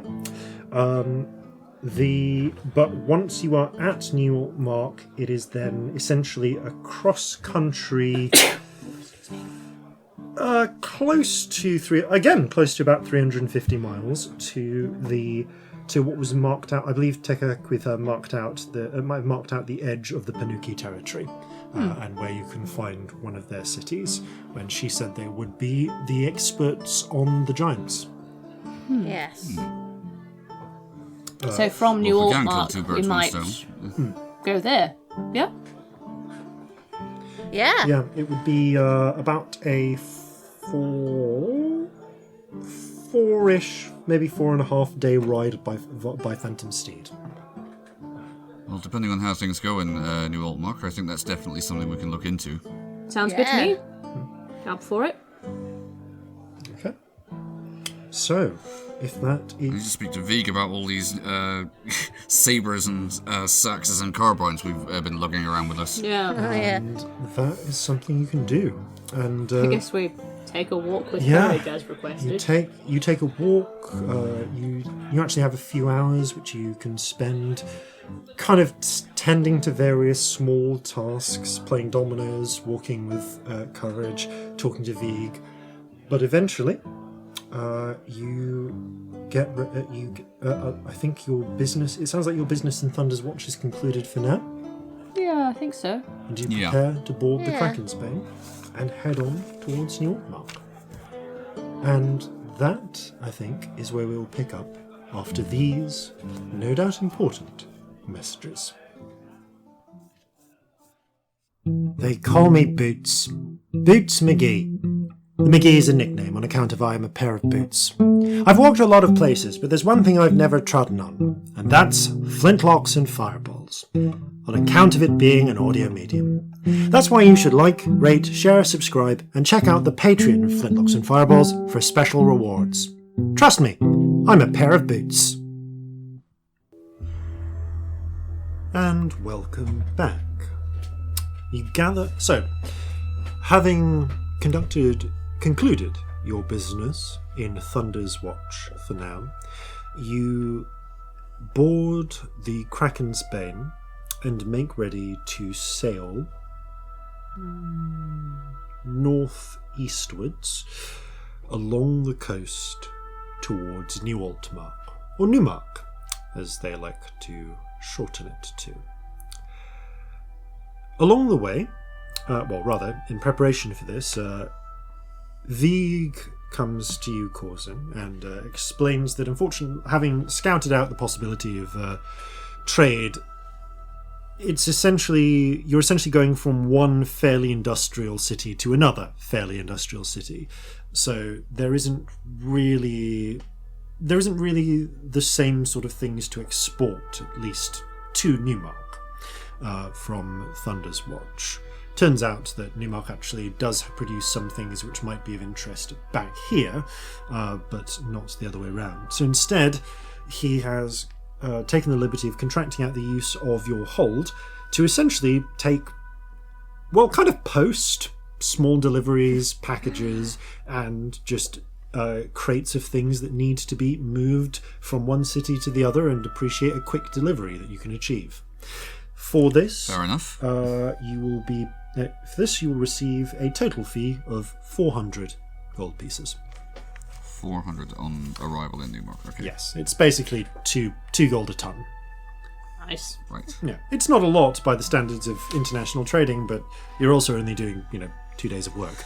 It's also like a decent number of wages and supplies. Yes. So we're not going to sniff at it. Let's be honest. Yeah, this is a ticking to keep over. the crew sweet. I'm happy with that fee for now. So, your journey is mercifully untroubled. 1, 2, 3. Oh dear. When you arrive, however, in Newmark itself, it is absolutely pissing it down. Again. I roll for weather. It is, the storm, well, you don't know if the storm has followed you in that it hasn't actually let up the entire way.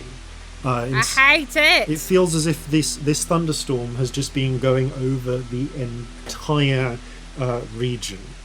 Corzin, you couldn't touch the floor again, could you? He would have been, as a matter of course, I'll say that the in the previous day you did definitely. this, and you did not notice anything out of the anything usual. Different than we've so already. This is on your way to Thunder's Watch. You've done If this. I hadn't done it as we were coming into port, I might. To Newmark. If you want to use up a spell slot and do it as you're coming in, I will tell you what you sense. I will. Okay. Under the current circumstances, I think I definitely would. Okay. I will provide some details then as you approach. So, coming in, it is wet, very wet. Your rain is sort of slicking off your through the corner points of your tricorn. Corzin. Celestia's got a face full of hair. Yeah, you've got a face full of moving hair. periodically. Scamp, you might potentially have your hood up for once, just to keep the rain out. If you're wearing the outfit. Yep. Corzin, you're the captain. Make the rain stop.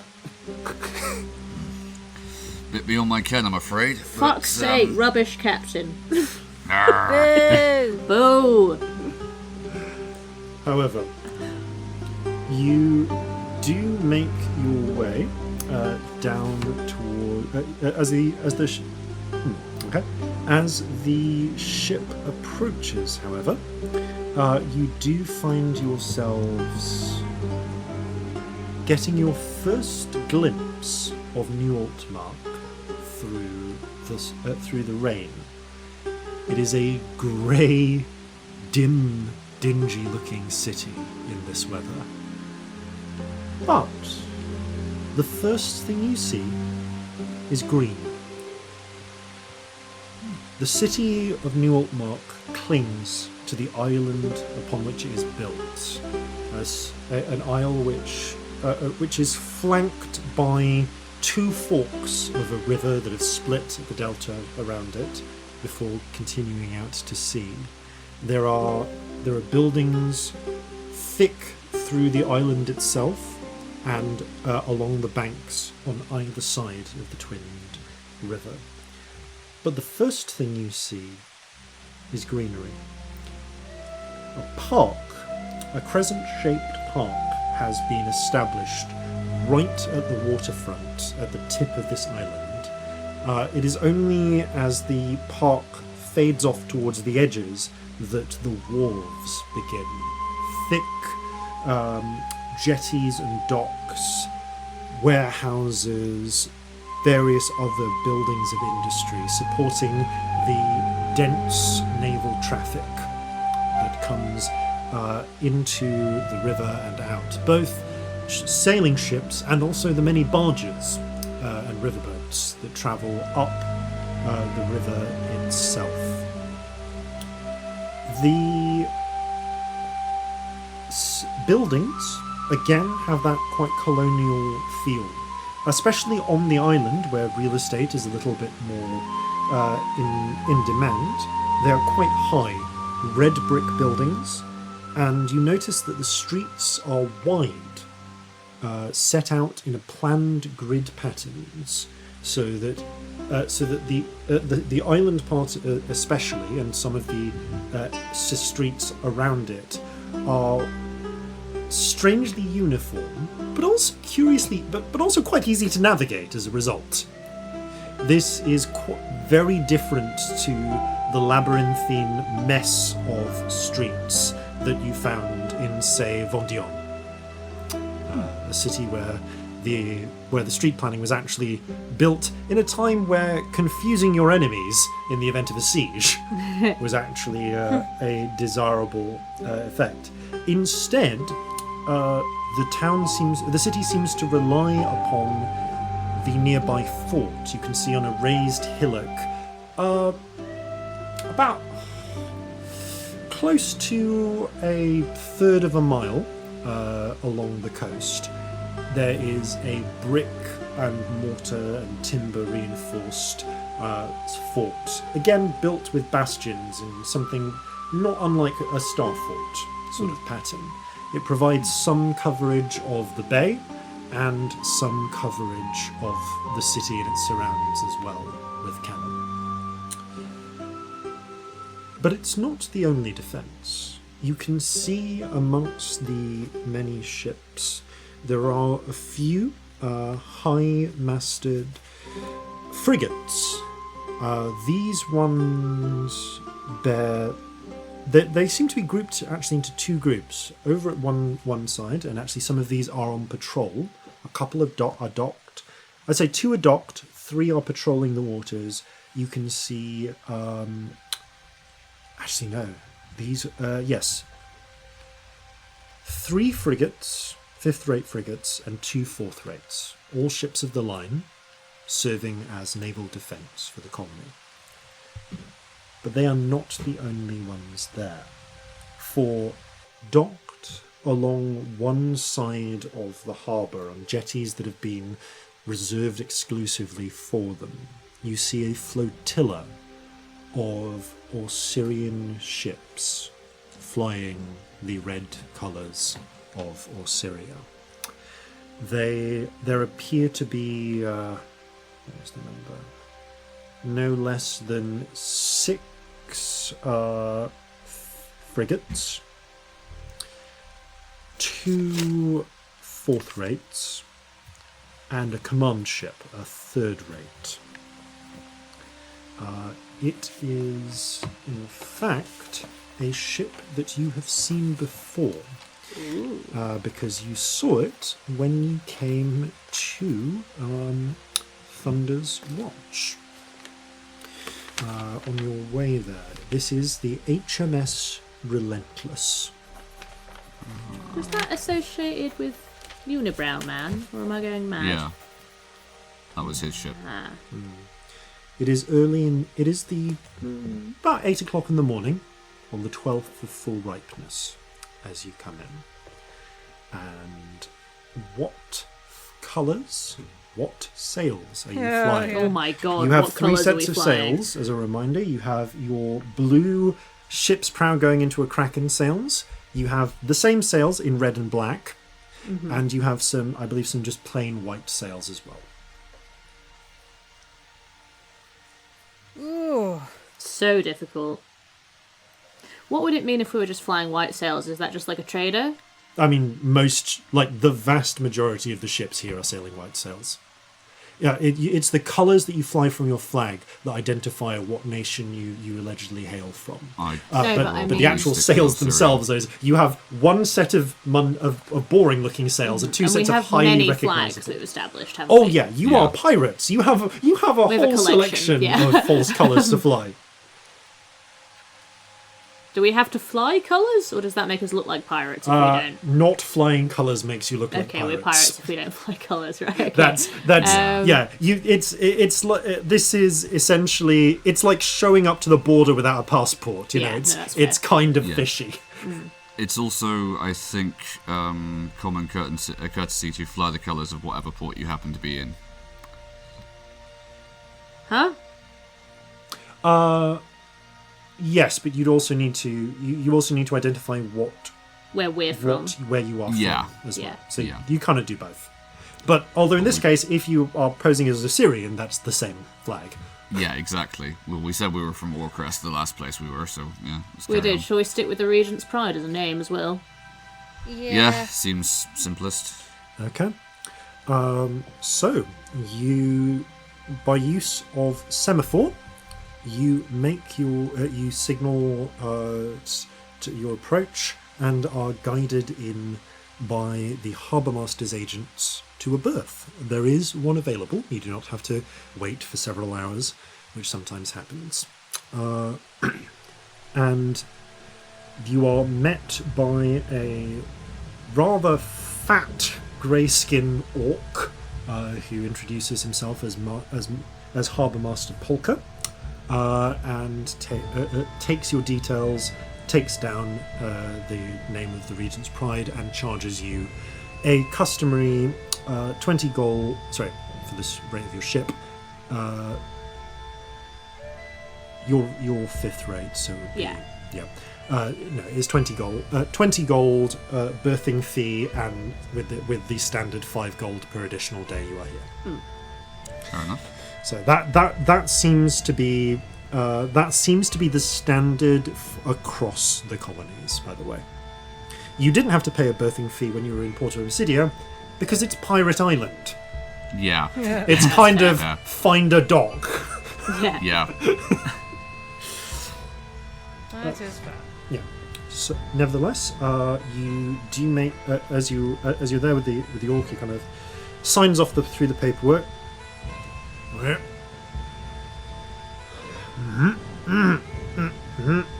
So it makes a lot of humming noises as you tick through. It's quite dull. He goes, Everything to your satisfaction? Yeah, I'd say so. You're here in trading business. I see you marked off. You got a lot of courier work. That's right. Yeah. First time in Newmark? Yes, actually. Any recommendations? Anything you ought to know? What sort of thing you're after? Well, watering holes to recommend to the crew are always welcome, and any other places we might be able to pick up some business. Also, just anything weird and fun, always. Quite so. We like to play tourist. We do. Well, fair enough. If you're looking for a place for your crew, I might suggest I might suggest the Old Carrot. The Old Carrot. Oh. That's a fantastic pub name. How old is the carrot? Well, they say it's been around since the colony was founded, so close to 300 years old. Oh, that is a very That's- old carrot, actually. Decently Rather old shriveled by carrot. now, I imagine. Possibly a petrified carrot by that point. Well, it's gone through a few different buildings since then. Caught fires, you know how it is. Fires? Oh, sure, cities catch fire. Yeah, true. But Crispy carrot. indeed, Roasted carrot. good, decent place to get a drink and some grub. For things of interest, God no, there's always the things for a moment. Well, you can look at the fort, but they didn't really let you in. That's been here. That's nice and new. There's kind of all sorts to go look at. There's things for a moment. Oh, there's Crescent Park. Really nice Crescent place. Park. You probably saw it coming in. The big green bit. Yeah. Yeah. The governors have always insisted on keeping that place open. There's obviously it's a big demand for the space here on the island, Yeah, imagine. but that's the way of things. We could have a picnic. I like picnics. It is That'd be a raining. good idea. As It for is raining. Still have a picnic. Anyway. as for business, well, if you know where you're likely to be headed next, I can probably think of some places that be useful for you. Otherwise, you might want to try the shipping companies. They might have some excess stuff that needs dealing with. Take some moments to think about that. There's always Schwartz. They're new. Recently kind of established built shipping out of the city. Yeah, we know them a bit. Yeah, I understand they were pretty big back in Jova. Yeah, big and small. Yeah. Then, I don't know. Nah, East Haldanic probably won't work with you unless you're one of theirs. That was fair. In terms of independent ones, there's Pulkston. Holkston. Yep, Pulkston Shipping. Who were they? Alright. Oh, they're independent. One of the independent businesses. I understand they do quite a lot of work with. Snaps his fingers for a moment. Meadmere and Thrine mostly. Oh. A lot of shipping out there. It's kind of has to. They have to go through some loopholes, though. They're tightening the noose a bit on trade outside of Orcrest. See, they gotta go to Orcrest first, and then take the goods on from there. That seems stupid. Yeah, well, that's the conditions of the colonial charter. We've got to put all of anything we export has to go through Orsyria. That would take ages. It's not efficient, and I understand the shipping companies ain't too happy about it. Especially the I don't blame Vandasars. They're another group. They've been pushing to try. Vandasars was that? Yeah, they want to be trading directly with Border. Vandasar, Border name. Understandable, I suppose. Yeah. But they want them to go all the way to Orcrest and then back out. Yep. Everything's got to go through Orsyria first. Wow. That's really annoying. Yep. And then there's the tariffs to deal with when you export, and it's all a business. I catch no end of lip from the merchant captains about it. Oh yeah, because of course it's all your fault. That's Yeah. I see you've dealt with that sort of shit before. Well, we've dealt with bureaucracy like this before. Yeah, it's the same all the world. We've dealt with being middleman a lot. Yeah. Not in exactly the same way, but we get it. No. Yeah, don't envy you, but... Fury's teeth. It's a bastard. Yeah. Otherwise, that's pretty much all I could say. What's your What's name? the name of the fort, by the way? Huh? Oh, Sorry, 2 questions. Fort Newmark. Simple. Yeah. And name's Prig Polka. Oh, Celestia Stardust. Nice to meet you. Shakes your hand. Captain Horhace. Of course, sir. Captain. And Scamp. gives a nod to you. Yeah. Word of warning. You might want to be a bit careful. There's a lot of folk who are a bit wary. There's quite a famous tiefling pirate sails with a crew full of tieflings. We have so many tieflings. I did notice. Just something to be aware of. People might get the wrong mistake. We'll warn them. They can definitely hold their own, though. They'll be fine. Looks like it. I mean, I assume the ones with the arms are tieflings. Oh yeah. Yes, and there'll be no brother.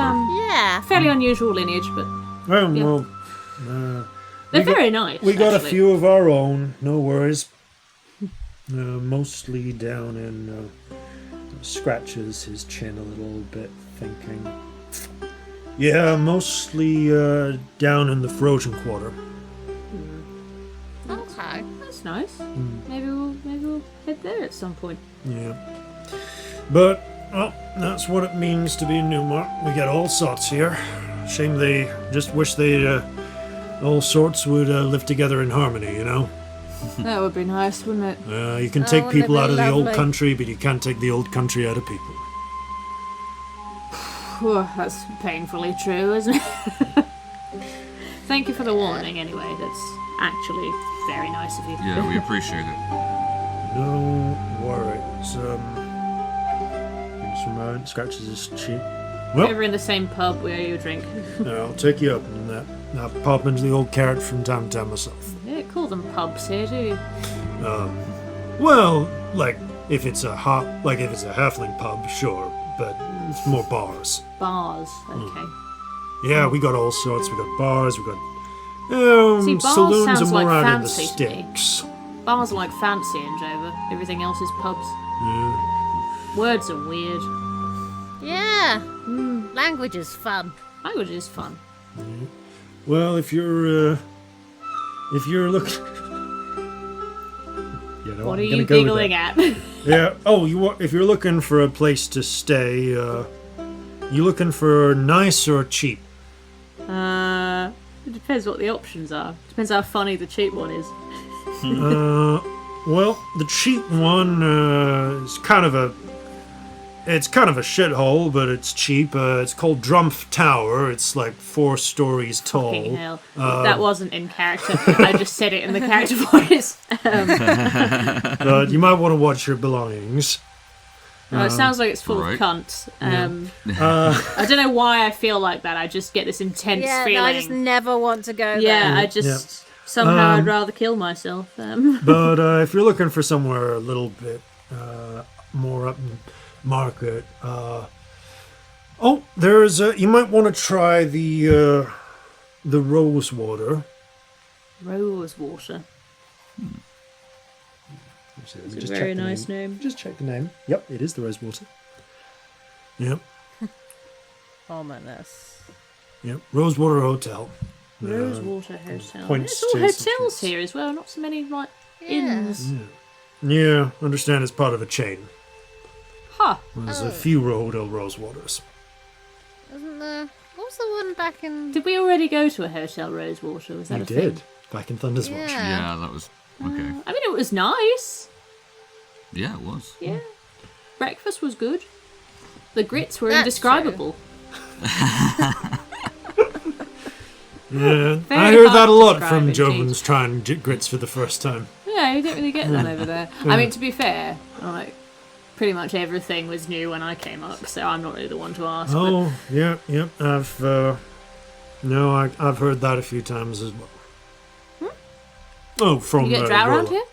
Sometimes, mostly up for dribs and drabs for mercenary work coming aboard ships. No, like, big, powerful, scary drow families or anything? Just on the off chance. Well, I mean, not that come to mind. Maybe working for some people. Honestly, most of the drow that I've seen come up have been trying to get away from all of that. Oh. Most like they kind of keep to themselves, spend money, try and find their own places, and get again a lot of mercenary work. Always generally seem pretty good with a blade, pretty good with a gun. But there are some that live here but aren't part of all the underground bullshit. I don't really pry. They could be. There's all sorts. That'd This be is interesting. Newmark. We're a city of the world, you know. Yeah. We get folk from everywhere. That's nice. Heck, we've Pleasant as an idea. I've heard there's even turtle. There's even a turtle somewhere in the city. Oh, we met Really? one of them lately. They were Yeah. lovely. I didn't think those were real, but Oh no, they are. Yeah, saw we them met with my own Yeah. eyes. one that was a very good wizard, actually. Also, just generally sort of excellent, to be honest. Yeah. It was very nice. They weren't from Haldanos by any chance, were they? I think they all are. Oh, is that where they come from? Oh, I didn't know that. Big place, lots of people. Lots Well, of the one we met streams. was, so I was just one curious. Alright. Well, Well, then, that's Right, all of the so- paperwork done. Thank you for your Yeah, time. we should Much obliged to you, thank let you. you get on with go your and have a day. wander. No Sure, you're worries. busy. Thank you for helping us. That's not a problem. Just drop in when you need. Drop in when you leave and pay the berthing fee. Of course. Shall do. No, you all have a good day now. You too. And Fury, watch y'all. Thanks. Yeah. Alright. I as soon as he leaves, I'm like, I know he doesn't mean I hope the concept of anger watches you all, but that's how I feel. I know, but why would you call her? God, no. I mean, like, for a person, like a sexy name. For a Yeah, but you. for a god, no, it's kind of terrifying. Thing is, you don't name people at a point where they're sexy. You name them when they're kids. Yeah, that's true. Names are not. No, that's you shouldn't really give anyone a sexy name, should you? That's creepy. It's weird. I mean, unless it's like a stage name and they chose it themselves, Oh, then that's it's not alright. weird. True. Grins in both Celestia Stardust and Ellie Sparrow. Fine to give yourself a sexy stage name, obviously. Yeah, both me and my character are laughing together. So, what do you want to do? You Primeval are. awareness. Yes. Oh yeah, do That's that, a fucking good hell. point. You hit the Right ground. before we get off the I was road. waiting patiently, but yes. Okay, so you see. Get the old book up to remind myself what you can feel here. What effects come back. So first of all, there is the piccolo trill of Fae. Okay. Marjorie. You can sense the roaring of the sea once. Yay. Okay. I. Hey. Trying to think who's here. You can sense the choral sensation of Celestia. What is that? And you can sense the... I will note, actually, by the way, you did not sense the celestial sensation when you were at sea. Oh, okay. Okay, So it's not on the there boat. There was one in Thunder's Watch is where you sense Thunder's Watch. Sorry, yeah, I blanked on the name for a second. It's fine, we Thunder's all Watch, do. and there's another one here. And within 6 miles of you again, there is the dark stench of undeath. Okay. Oh dear. And as you this wait, size. hold up. This is within 1 mile of you. Oh. You can sense that. Oh, Within 1 mile. All of this would be within 1 mile.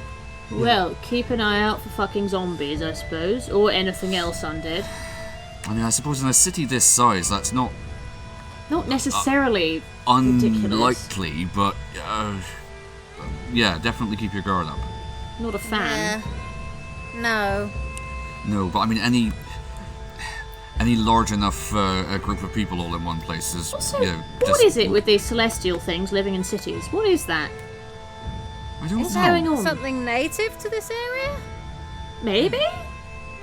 I wonder. Well, I mean, the obvious thought would have something to do with the churches, but what? Oh, that's true. Yeah, a I lot was of considering churches. that. Lots of churches. Yeah. Weird. Actually, are there as many churches here? Because there were loads in Thunder's Watch. I mean, there were 3 that you saw, but Loads. 3 on one street is a lot. 3 on in one all street. fairness. 3 on one street is a lot. And actually, being a city, there would have been smaller parishes and so Yeah. on that I just didn't really mention because that was a city of like 80,000 people. Oh, we weren't there for that long. Yeah. This one, by the way, you feel like this is a larger city. Well, not necessarily larger, but more densely packed.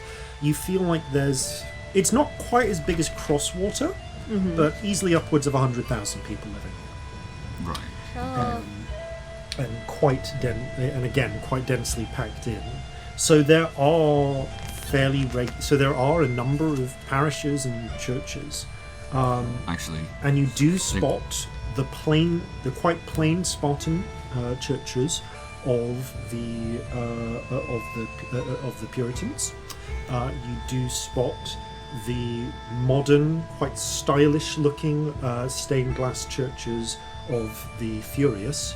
And you also spot the very traditional Jovan-style architecture of Regency churches, and all of them, and you are able to see. Just roll me. Anyone roll me a d6. Just one person. Corzin. okay. 5. Okay, the first large church you do see is actually of the Regency. It is not too far from the docks, in an area that's quite heavily dedicated towards what look like cotton mills, textiles. And you see it is proclaimed on the sign outside to be I think this would be a cathedral of St. Stitchfather. St. Stitchfather. Yes, Okay. St. Stitchfather. And this is again built. It's not as impressive as the cathedral of St. Victory back in Alisond, but it's larger than it's a very large church with buttressing and so on. It's Been there a while. yeah. This looks to be at least a century old. Okay. that's how you name a saint. It's a good name, isn't It's a it? great name. It is kind of cool, actually, that there are lots of churches of different things in the same city. Yeah, that is nice. Although churches freak me out, I kind of like that both cities we've been in, there have been, different churches in the same place, and it's okay. Thinking about where you are actually, as you move from the docks to kind of take a bit of a look around, the docks are... The whole city is, as mentioned, quite cosmopolitan. Mm-hmm. Again, the most common races you see are humans, halflings, and orcs, in broadly that proportion of plurality. But you do, thinking about where this position is positioned, you do notice half orcs. You notice a couple of half elves at one point, looking to be half high elf, because you're certainly not going to find any half wood elves around here. No. Well, You notice a stall selling essentially what's the word I'm looking for? Satay, like like meat skewers on a stick in a peanutty sauce. I would like to buy us all a round of meat on a stick, please. Okay, you spend a copper and get 3 sticks, three meat sticks. Meat sticks, and they are the sauce is creamy yet spicy. And real life Jason can't have any. And real life Jason can't have any because he's allergic to peanuts. You are the only one who can have it. I can. They're all for me if they're in real life. But it's not bad. It's got that lovely sort of like greasy, meaty taste to it as well. Like just a nice amount of chewiness. I want satay. It's you hot, bastard. and it's not really. Everyone roll a wisdom check. This is perception, actually. Okay. It's to do with taste. This is not chicken. Perception. I was going to say, best 19. not ask what the meat is. 19. 13. Okay. 19, 13. Where do you think 19, hot dogs 19, got their 13. Celestia, you don't recognise the meat. You know it's not chicken. You know it seems to be something closer to like beef or mutton, but you're not really sure what. Corzin and Scamp, both of you can tell this is cat. It's well made. It's actually very well prepared cat. And Corzin, you are aware that that culturally, kobolds, such as the one who is serving you this meat, do not have the same cultural restrictions about eating cats and dogs. Fair. But they're generally unwilling to serve up lizard. Oh, Because they're more common as pets. that's fair. And from a creature with scales, this makes a sort of sense to you. Yeah. Yeah, it's like if you could serve up like tiny humanoids, like you just probably wouldn't do it, would you? Monkeys? Yeah, like nobody serves up apes. Yeah. Some people do. Fair enough. Zero judgment. But regardless, it's cat. But it's well prepared cat. And I'm not sure there's a single person in this party that'd be weirded out by that, you know? No. No. Well, I mean, cares. maybe Corzin would be weirded out, but you do have the cultural context. Not come across it before. Yeah. But yes. But there's something about the taste that kind of clinches it for you. You can't quite put it down why. Yeah. No, this is definitely not anything other than cat. Yeah. Never had cat. You don't think I have. It's quite nice. Right. Well, again, I mean, not that I've roll a been d20, aware. given the shit that your family has eaten, like from weird surface traders. Or maybe I have had cat. That's an 18. You have not had house cat. You have had lynx, which tastes similar. I had lynx once. It's not far off. Yes. Wow. Underdark families just acquire valuable endangered creatures and then eat them for the taste. Yeah. Although Totally buy in fairness, they're not as endangered yet as they will be after all of this capturing them and eating them for their rarity. Yeah. We suck. You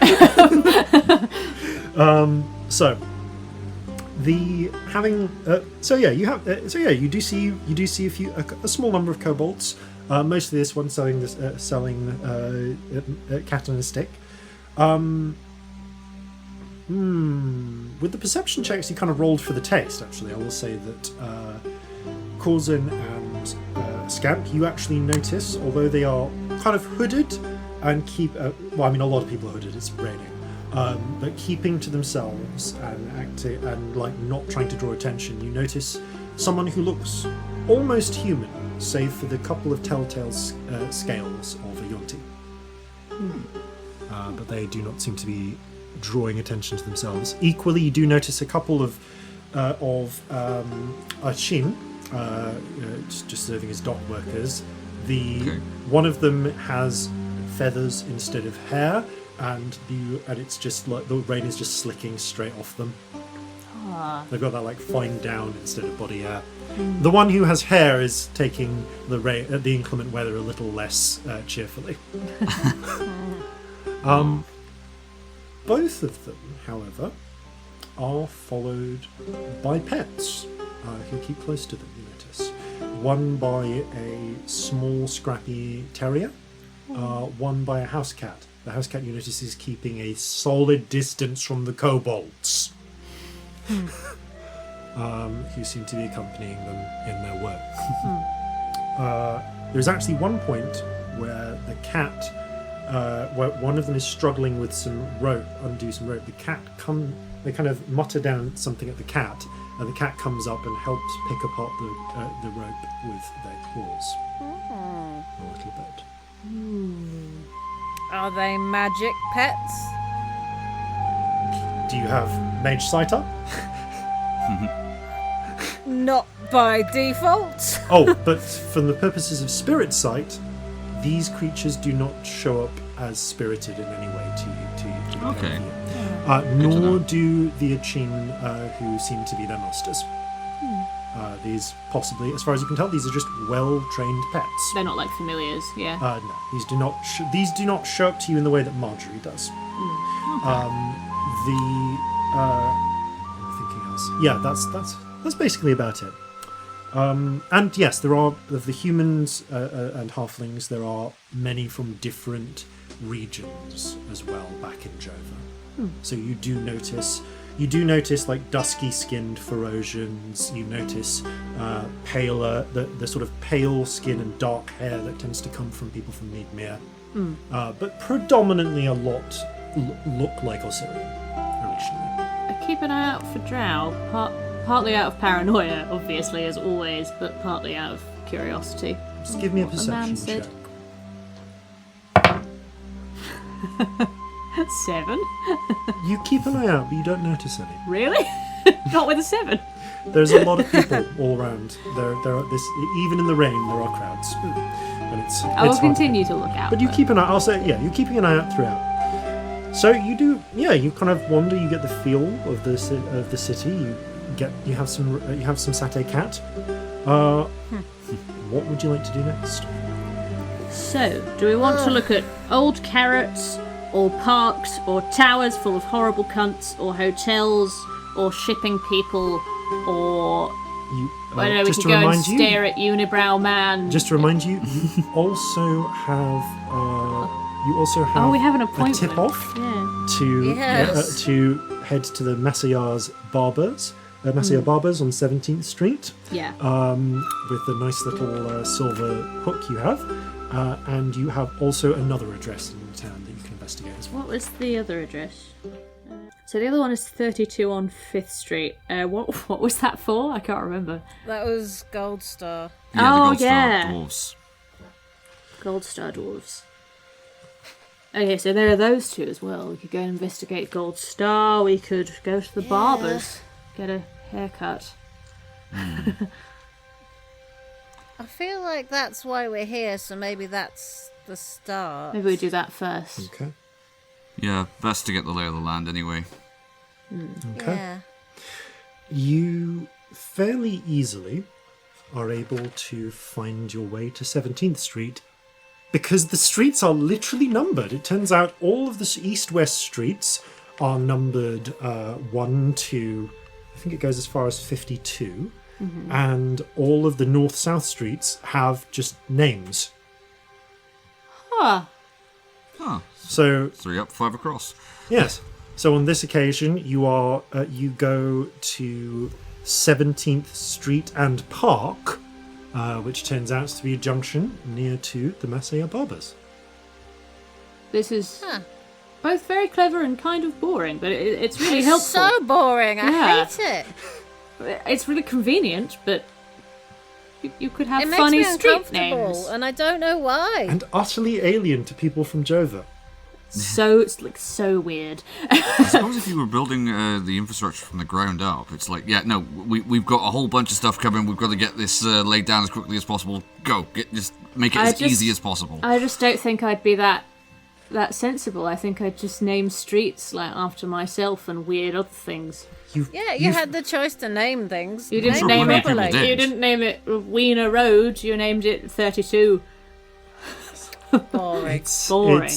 You are strangely unnerved by the presence of effective city planning.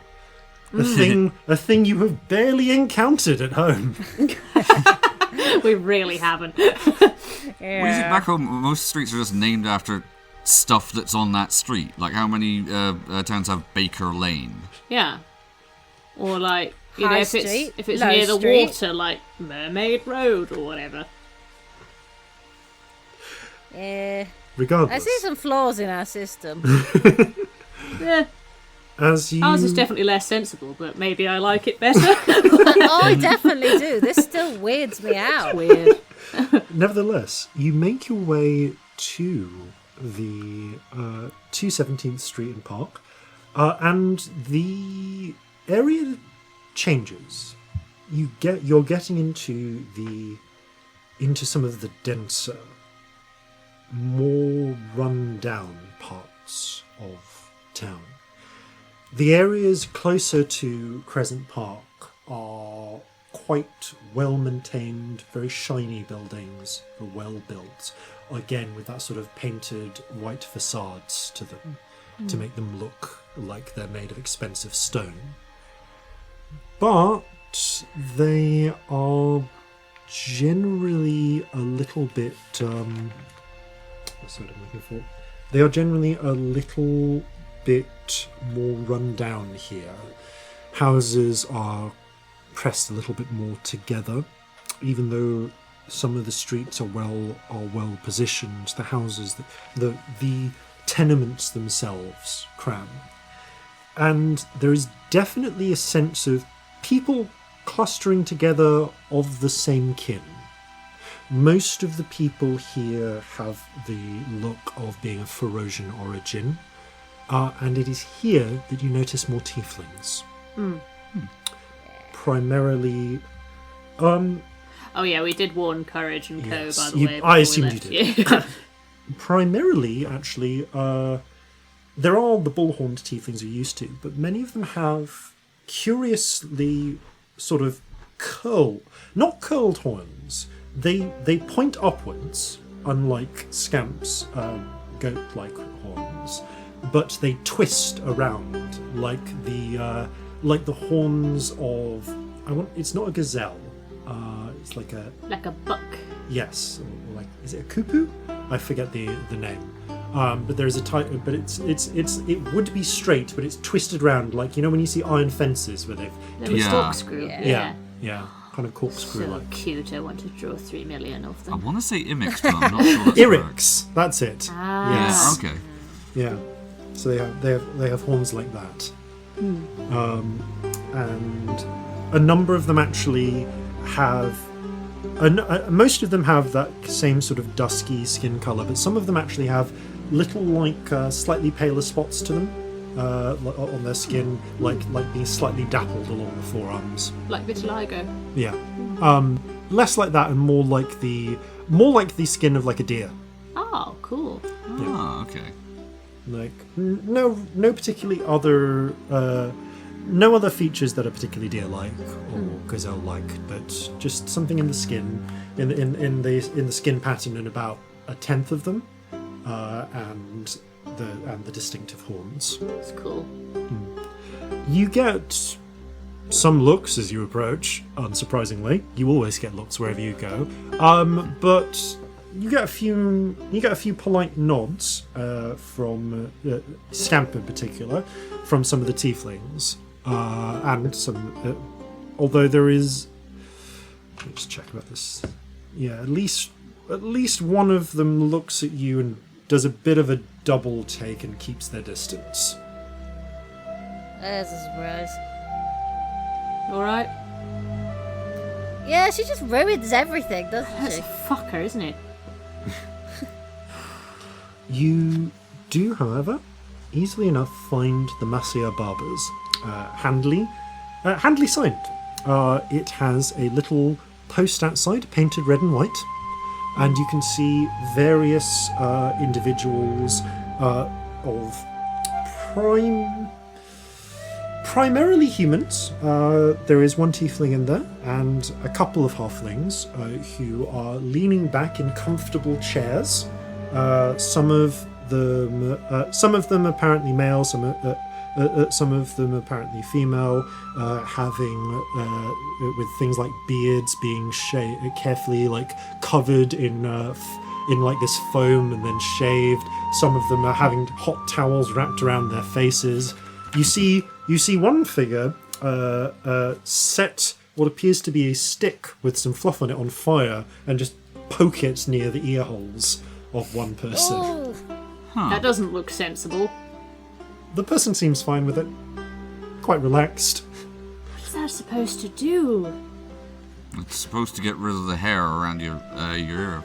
But I have so much of that. It'd be awful. Your whole head would be on fire really quickly. My ears are fluffy. I think your ears are supposed to be fluffy. Yeah. Ugh. You... Don't worry, Okay. Scamp, I get the impression it's an optional extra. Also, we're talking like we're actually here for a haircut. I mean, do any of you want a haircut while you're here? No. Definitely not. Okay. As if they're touching Celestia's hair. Come on. Okay. So you enter, and you are almost immediately greeted by one of the Barbers, a human man with the kind of dusky frozen skin and a very immaculately shaped black beard and hair. Like you can tell that he pays attention to it every day to keep it trimmed perfectly, which I guess makes sense if you're a barber. You want to show you might not necessarily want to get a haircut from an unkempt barber. He is wearing a little barber's apron and has just finished up with a customer. So, hello, welcome to the Masaya Barbers. I am Edin. Hello, Celestia Stardust. Nice to meet you. Edin Masaya, if we're being formal, then it is a pleasure. Looks to each of you and gives you a nod. So, let's roll. I'm going to roll this luck check. Oh, you see, unfortunately, there is a bit of a queue, but if you would like to wait on the chairs, I could get you some coffee or some tea. All right. We're actually here on behalf of some friends. We were wondering who's got the fishing hook. Scamp does. Oh, I've got the fish hook. Here it is. We were wondering if Azra might fancy a chat about a fishing trip.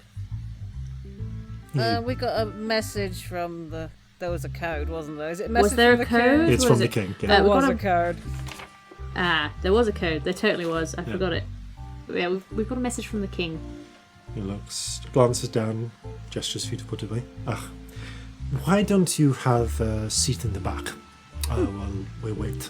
I will send one... I will talk about things. There will be a short walk. Please, come. He seats you down. He takes you through a back room into what is actually like a cramped back office. Pulls in... There's like his chair, another chair, and he has to pull in a crate for there to be enough for the three of you to sit down in. He says, please, wait. No rush, thank you. And indeed, there is no rush. He's about 10 minutes before he's able to come back. Busy hairdressers, Yeah. it's fair enough. But it is Edin who returns. This time sans his apron and with a coat on. I have sent a runner. We should head to the parlour. I have no doubt that Asra will wish to see you immediately. Of course. He gestures for you to follow him. It's a short trip through about two streets away, and actually leads you down.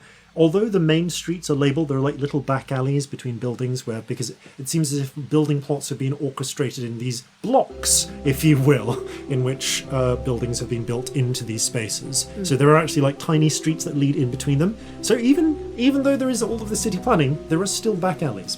Yes. And he leads you towards what appears to be grids within a grid. Yeah, grids within a grid.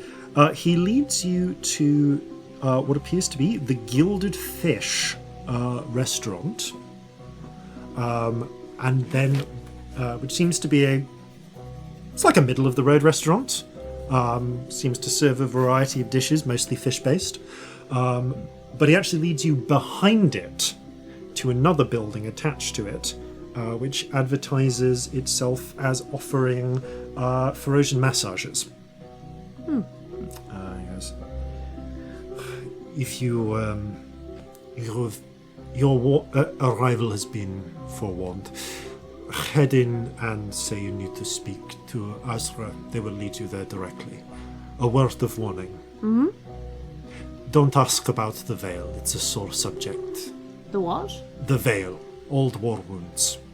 Fair enough. Okay. Okay. That's fair. Best of luck. He gestures up the stairs, and you find yourselves in a little atrium area. The rain dying down now that you are inside, with a very comfortable feeling. There are a number of coloured cotton drapes around, of a thin enough style to kind of look like silk, but they're not actually silk. And Sabnet walks in. Yeah. There's a strangely Sabnet. His theme. There's a strangely Sabnet-y feel to the area, yes. And again, there's the sensation of comfort, which has been built into this place. There are cushioned seating, and there is a young man with kind of like maybe a slight facial resemblance to Adine, who is at a little desk, looks up. Hello. Would you like me to? Are you here for a message? No, we're here to speak to Azra, darling. I think. I understand. I think we've been told we're coming. Yes. Points to a door. Right to the end, last door on the right. Thank you. She's expecting you. Thank you. And would you like tea or coffee? Oh, coffee always, please. Tea, please. Tea, thank you. And of course, I will see it done. You open the door and pass through a narrow corridor. There are stairs that go up to some higher level. You can... Celestia and Corzin, with your passive perception, you are able to hear sounds from the many small rooms, which with closed doors. They are faint sounds. There is quite good soundproofing here. From the lower rooms, you can hear the grunting of people receiving various massages. Mm-hmm. From the upper rooms, you can also hear grunting, but there's a distinct difference to it.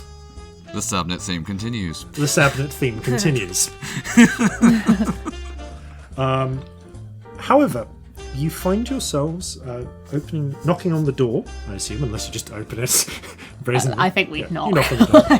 Yeah, we're trying to be nice. You go over someone call, come in, and you open the door into another back room, one which is less appointed to be comfortable than the rest of the area. But it's not Spartan either. There are comfy chairs that have been arranged. You can see 3 have been brought out in front of a desk where a very nice sort of leather-backed chair has been positioned. There is paperwork about. You can see a heavy iron safe in the back. This is a working operations desk for the massage parlor. Sat in the chair, but standing as you enter, is a human woman. Again, dusky skin, quite long black hair. She actually has it tied back in a tail. Hazel eyes. She is wearing slightly loose clothing, a shirt, some trousers, and a simple waistcoat, all in blues and purples. The room itself is, where there is decoration, it's quite colourful. And she also has a blue, a somewhat gauzy blue veil across the bottom part of her face. Anyone who wants to can make a perception check. I shall. Yeah. 5. 19. 10. Celestia only. You can just make out some sort of scarring around the mouth through the gauze. But it's not clear exactly the full details of it. Yeah. However, her eyes smile a little, although there is a sharpness to them, when you enter. Hello. Hello. So, you are here from the king, as it were. Yes, we believe we might have a common interest. But our introductions, Celestia Stardust, nice to meet you. Hello. Extends a hand, shakes it. Azrabaya. Lovely to meet you. You? Scamp, hi. I'm Azra. Corzin, pleased to meet you. Azra. Good. Please, sit. Tial will bring you tea and coffee as you requested shortly. Thank you. She reaches under the desk and produces a tin just full of biscuits, mostly like the kind of wafer one, like the thin wafer ones, but there's a few different kinds. Biscuits. Yeah, sure, yes, thank please. you. I'll just leave the box near you, Nance. Thank you. The box is like already in Scamp's lap in my head. Oh yeah, she takes a few onto a plate, seeing where this is going to go. Jeffrey, be polite. This is Jeffrey. Hello. I see you have also brought a bird. Oh, that's Marjorie. Very well. There's not a good explanation. I understand. I am well aware of the unique nature of many of those who work with the kings. Yeah, interesting bunch. Indeed. So what are your dealings with them thus far? I would like to open up a relationship. We have had some early negotiations, and provided you can help stabilize our situation here, then I am willing to open a channel to the listener and become a queen. Okay, well, All right. I suppose the question is, how can we help? What can we do? How can we make that happen? Excellent. That's what we're here for. To business, Let's then. be blank. Wait. Be black. TL? The door opens. You know what I mean? Be black and white, I think is what I was going for. Yes. Not quite the right phrase. The young man from before arrives with a small tray and provides 2 of you tea, 1 of you coffee. Corzin and Scamp, your tea is kind of very, very sweet and rose flavoured Oh, interesting. to it. Delicious, some of rose tea. There is also I'm running out of rose tea. Sad. I'll get you more rose tea. Celestia, you get a curious little plate with what appears to be a little bottle of covered water, hot water, and a tiny little jar and a little cup in between. You'll open the jar. It is full of just black, thick coffee. It looks like the coffee that comes right out of the bottom of the cafetiere, when it's almost a sludge. It is, when you try a bit, it is the darkest, bitterest, strongest coffee you've ever tasted. You can see why they give you a bit of water to wash it down with. This is an extremely fancy coffee. It is how we do it in Froz. Ah, new on me, thank you. There is also a small plate of baklava that comes in as well. Yes! We're all saying yay as though Why we get am to I actually so- have yeah. baklava. I'm gonna say it's not real. It's not real not I baklava. real. want it so bad. Baklava. It's delicious. Just these beautifully sandwiched it phyllo is. pastry slices layered with syrup and honey and crushed pistachio nuts. Buttery honey. Oh yeah, Oh, it's utterly yeah. delicious. Took hours and hours to make. It takes so fucking long to make. This particular type is cut into like little almond-shaped lozenges. And That's super cool. coloured Little green. Corzin would love this. Oh, maybe we can get him some way. There is a baker who does them in the district. I will give you some directions Yeah, later. please do. Thank You're most welcome, you. thank you. I I So- like this town. We've only been here 5 minutes. That's good. Well, you're in the more welcoming part. Oh, Depends right. where you go. How much have you been briefed on the situation already? A little. We've been told the names of the various gangs. We're told that you're sort of the most on side. That's Basically, everybody good. else is not doing that well. I understand. Well, if the listener has made a negotiations with the others thus far, I have not heard of it, and I may be willing to come to some arrangements with others who agree, at least for the here and now. She looks down a little bit. Does a curious sort of motion with where she kind of like sucks on her teeth. It stings my pride, you understand, to do this. Not just giving up some of my sovereignty, but also admitting that we need help. Yeah. You know how it understand is. that. You need to show the appearance of being in control. Yeah. Yeah. These people, she gestures towards the wall, actually. There's a thin window that lets in a little bit of light, but the window itself is actually smoked as well. This is not a place that they want people casually glancing into. The lighting in here is actually by lantern. The people here, I think of them as my family. They're from my homeland. We share much culture, blood in cases, a belief in the Sultana, and the word of the regent. All of these things that bind the people together. But we are surrounded by those who are not like us, who would muscle in on what is ours, make problems for us. I am no angel.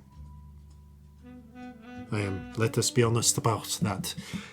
I take my tax from the businesses under my protection, but I do take that protection seriously.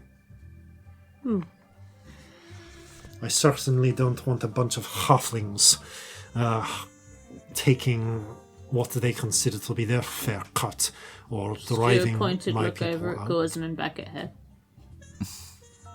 The five friars, they're from the halfling district.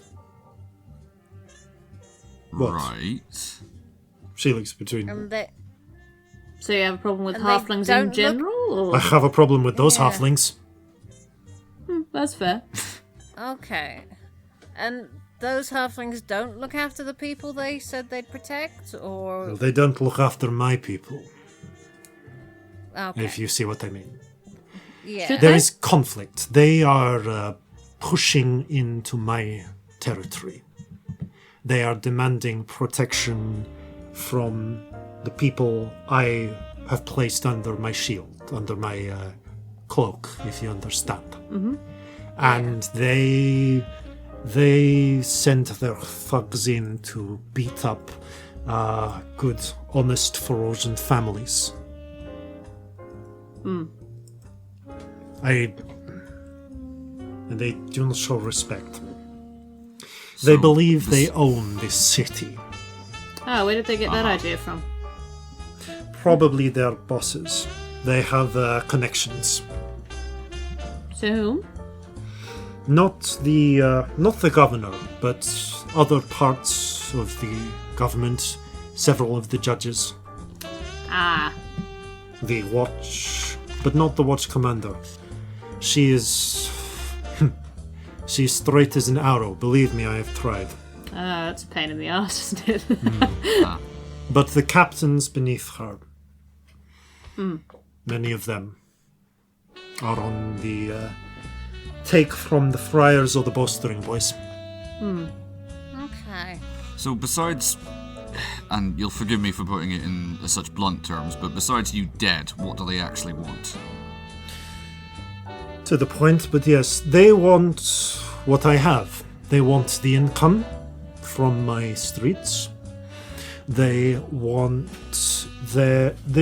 to kick out or kick down the families under my protection so that their cousins and nephews' businesses can flourish instead. Ah. Right. It's empire building on a small scale. They want all the money in the money pot. Indeed. That makes sense. It comes... Sooner or later it comes down to money. What can I say? Money buys people on your side. And safety. Yeah. Money's a concern. I need to have money to make sure that the people who help me protect my streets stay mine. So that's what you get out of being a Fisher King or having a Fisher King connection. I have the city is united. You can keep your. I safe. No doubt that the less amenable members of the underworld who will lose out, I may claim some of their streets in time. There will always be space, but right now I am losing this war, and peace is in my interest. But to hold back against that, I need a number of things. In the early sense, I need troops. Force. What is the military term? Force multipliers. I have my man, he is semi-reliable, but Felipe will talk to you about something he needs that you might be able to help him with. That will help us resist the next raid. Within the next week or so, the friars are going to make a play for my streets in force. We can be good at resisting raids. We've done that before. Yeah. I've no doubt. How often does that happen? Once every few weeks. It varies. When they think they see weakness, it's become more and more frequent lately. We drove them off the last time, but I lost some good people. And I need to make replacements and shore things up. I need to make a show of strength. If I lose the next engagement, well, I might not be perceived as strong. People might turn. Okay. And it Death needs spiral. And it can't just be you. I need my own power. Or when you are gone? Yeah. Yeah. Yes. We get that. This will help. Felipe's plan will help with that. Okay, so there's a plan for that. Otherwise, it is... There are other things, considerations. I am working on things. I will fill you in, but that is the most urgent. You wanted to know about the rest of the underworld as well. Yeah, and the rest of Any them... information's useful. Who's turnable, who isn't, what are we talking? General things. I'd say the two that are least amenable would be the ones on top. The Five Friars gang and the Bostering Boys. Yeah. The Friars, both of them already have their hooks into the government in this city. You understand, each colony, when it got its charter, determined how its governor would be appointed. In Thunder's Watch, I understand the governor there is just appointed directly by the crown. Here there are votes. And Well, that's good. it depends how many people you can keep around the ballots to make sure they write the votes the right way. Ah, shit. Right, yeah. Yeah. Right. After all, you have to go out and publicly declare who you're voting for. What? The That concept of seems the silly. secret ballot will not be introduced for some time. Oh no. Listen to a really good podcast about elections. Yes, we're working on the hosting system. Wow, horrifying. Oh, where you go up and publicly say who you will vote for while a bunch of figures with clubs are standing nearby. Wow. Yeah. Okay. So, needless to say, I say that as someone from where I'm from, that seems hostile. Wow, yeah. Yeah. Says That says a lot. yeah, it says so much. I've heard tales about the Underdark. You don't want to hear any more, I can assure you. Fair enough. Well, the friars are less obviously on top, less obviously legitimate. But most of the bars, saloons, all of the gambling dens, they That's have what we've got to those. watch out for, okay. Especially in the Five Friars around the set. She gives you some directions to a part of town, a place where 5 of the streets join. Ah. Now, Makes sense. that area is mostly halfling neighborhoods. So the gang is mostly halfling as well. Hence, halflings. Now, they also do have a big section of the smuggling gang. They have their connections with the big shipping companies, and the small ones as well. Oh. If things are getting smuggled into town, odds are the Five Friars know about it, or are doing it. Well, Sunset they're Girls busy, aren't they? notwithstanding. Oh yes, they're a big operation. The other biggest operation of the Bowstring Boys out of Bow. They have the governor. Ah. Right, so strings can be pulled in that direction. Indeed. They are little more aggressive on that side of the elections. A lot of them even have legitimate jobs. Cousins getting jobs from uncles, you know how it is. But when the sun sets, that's when they tend to do this side of things. Also, a few of the old guard earned the name because of the bowstrings. She makes like a slitting motion across her throat. Ah. Oh. I see. They have the least to gain from working with you, I would say. Maybe I'm wrong. Maybe they can be topped around. No, but if they're fine, we're probably better off turning everybody else against them, really. It's my They've also got now. the most to lose. Exactly. So if they can be... Yeah, if we can show a genuine threat... Depends. Yeah, if we scare them, you have a point, actually. Good luck scaring Copperkettle. Owen Copperkettle is the boss for the Five Friars. Owen Copperkettle. Very sweet as you please halfling from Halfland.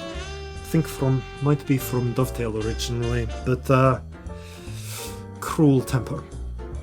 Wasn't that your fake name? That's where I can remember it from. It was your pretend name that time. Well, there was a copper kettle who I knew back in Barnacle Point, but that was years ago. Yeah, but it was also your pretend name. It was your pretend name Do you for still... a bit. Yes. Have you still got those papers? Oh shit, that could be really helpful. I guess, yes, Somewhere. you do have some Cerulean passport papers for one Copperkettle. No, but we could pretend you're related to some capacity. That could potentially be really helpful at some point. Well, let's bank that. Anyway, sorry.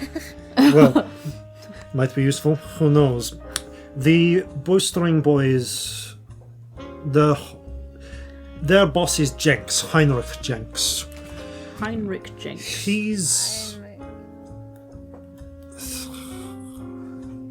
He tries to be he's reasonable. He puts on an air of being cultured, but at the end of the day, he's a thick, violent orc. Okay. Alright, so... Let's just say he's one of the old crowd where the bowstrings are concerned. Right. Likes to take the personal touch. Huh. And in close with the governor, then? Nods. It's the reason that Governor Stumpf gets re-elected. Right. Ugh. She's very nice, very friendly, polite as you please if you watch her at the speeches, but she is Jenks's woman through and through. Right. Nasty. Now, as for the other three, well, there's us. Then there's the Sunset Girls. They're the river people, aren't they? They're the river gang. River bandits. Pretty good way of putting it. They strike off. Once the sun sets, they hit the boats. They're basically thieves. They haven't got the same level of committed interests that I do, but they are very good at what they do, and they like to throw their weight around. Potentially, if we could give them more weight to throw around with this proposition, then. Take care. Grinzy is, she's a difficult one. Turns on, what is the old halfling saying? Turns on the silver shilling. True.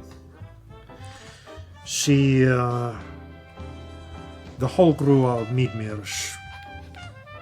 No sense of humor unless she's cutting into you.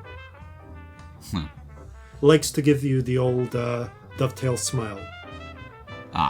I do a gesture like out from the corners of my mouth. There's a narrowing of her eyes. Yes, that one. I hastily break eye contact. Yeah.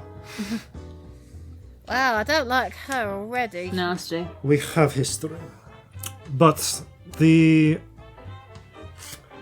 one saving grace of them is that they are thoroughly annoying the Five Friars. They've been raiding their shipping regularly. Okay. Acquired some, especially their arms shipments. They like stealing their toys. Okay, so a way to sell it to them could be, we'll take the Five Friars down a few pegs.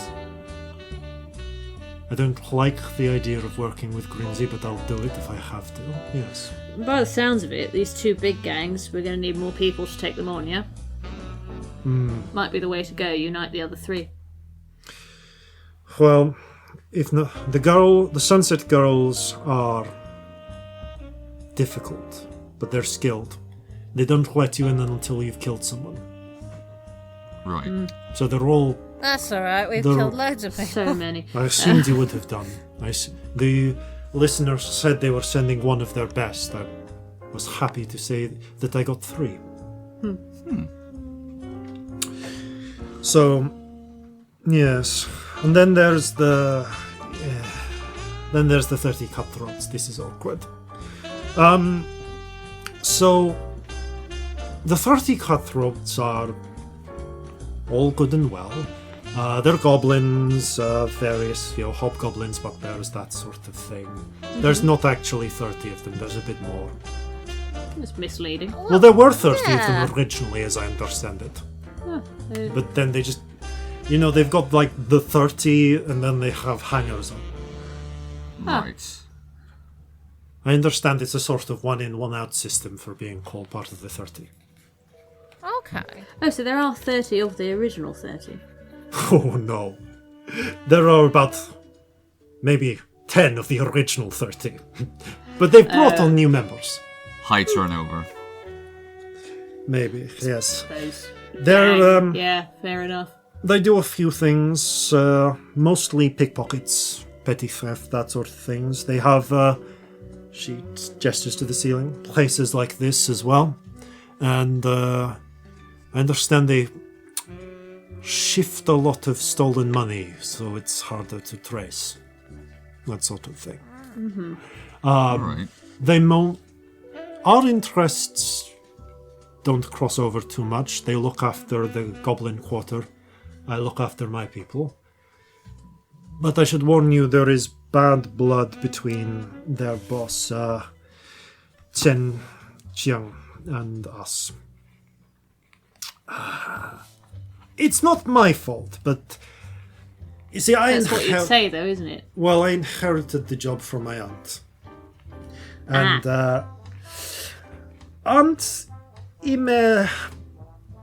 Emil was quick to answer insults, Oh dear. and she may have burned 3 of Tsen's cousins alive for insulting her. Wow. I mean, I say may have, that's what happened. wow. Right. Bit hard to come back from that, isn't it, really? There are some grudges, yes. If it helps, the cutthroats are being muscled in on by the bowstrings, the same way that the 5 friars are coming in on us. And the friars and the bowstrings are butting heads all the time. They're right, they consider each other their main rivals. To them we are side measures, but we'll show them. So, Right, so there's none here that are entirely indifferent to you, but you have common enemies with some. Yeah, a bit of a pain in the arse that you also have I grudges with suppose two. the bowstring boys are the most indifferent to me, but again, they have their own vested interests. Do they have a vested interest in doing anything against you, or if we got them on side, could that work? The friars are in between my territory and theirs. Okay. right, so not an awful lot of Again, direct though, that interaction. could be helpful if the thought was ever to take on the friars, because then you'd have them from both sides. So that could work. I don't know. I mean, my immediate thought is unite all the gangs that aren't doing as well. Yeah. Because Yeah. surely the people who aren't doing quite as well, they'd want things to change. The 2 that are on the top, they'll want to stay there. But if we can threaten the 2 on the top and say you might lose everything with the other 3 gangs altogether, that might be the best way to go about it. Obviously, that depends what you're comfortable with as well, because, you know, we're walking in with I suppose. an idea, but... Honestly,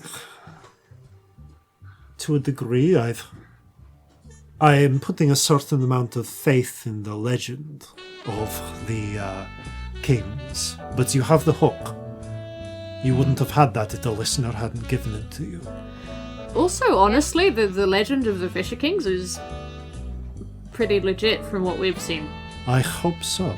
They do run cities. That is what happens. We've met, 3 or 4 at this point? We've More than worked that. for 3 or 4 at Yeah, this we've point. worked 3 or 4, but Well, the listener would not have sent you if you were not capable. the listener's not one we've met, actually. No one meets the listener directly. What? She contacts you. There's a brief narrowing of the eyes. Have you not been told of this? We haven't, have we, out of character? No, you haven't. No. We've always worked directly through kings. Yeah, we've worked for the Sculptor, the Viper, the Scalpel. Who was the other one? That's an impressive Oh, now array. not the barista. She called herself something else, The but I always wanted... restaurateur. the restaurateur. Haven't heard of her, but She's new. She's new. Took over from the Mason. We met the That's a Mason, name I weren't a know. fan. oh well. May he rest in peace, I suppose. Or pieces, as the case may be. It's more like that. Yeah. There's a brief, dark chuckle from her. Anyway, the listener is somewhere. They are... Is it a she at the moment? I'm not sure. They are the secret king. Ooh. Do you know the legend of the 4 treasures? Do we know? I don't know think it, so. but I don't know if we know it in you would know character. it in character. I don't even know why I know. Why did You you know do it because it bonus was bonus content? content. That's what it was. Yeah. There were... Well, the legend goes that there were...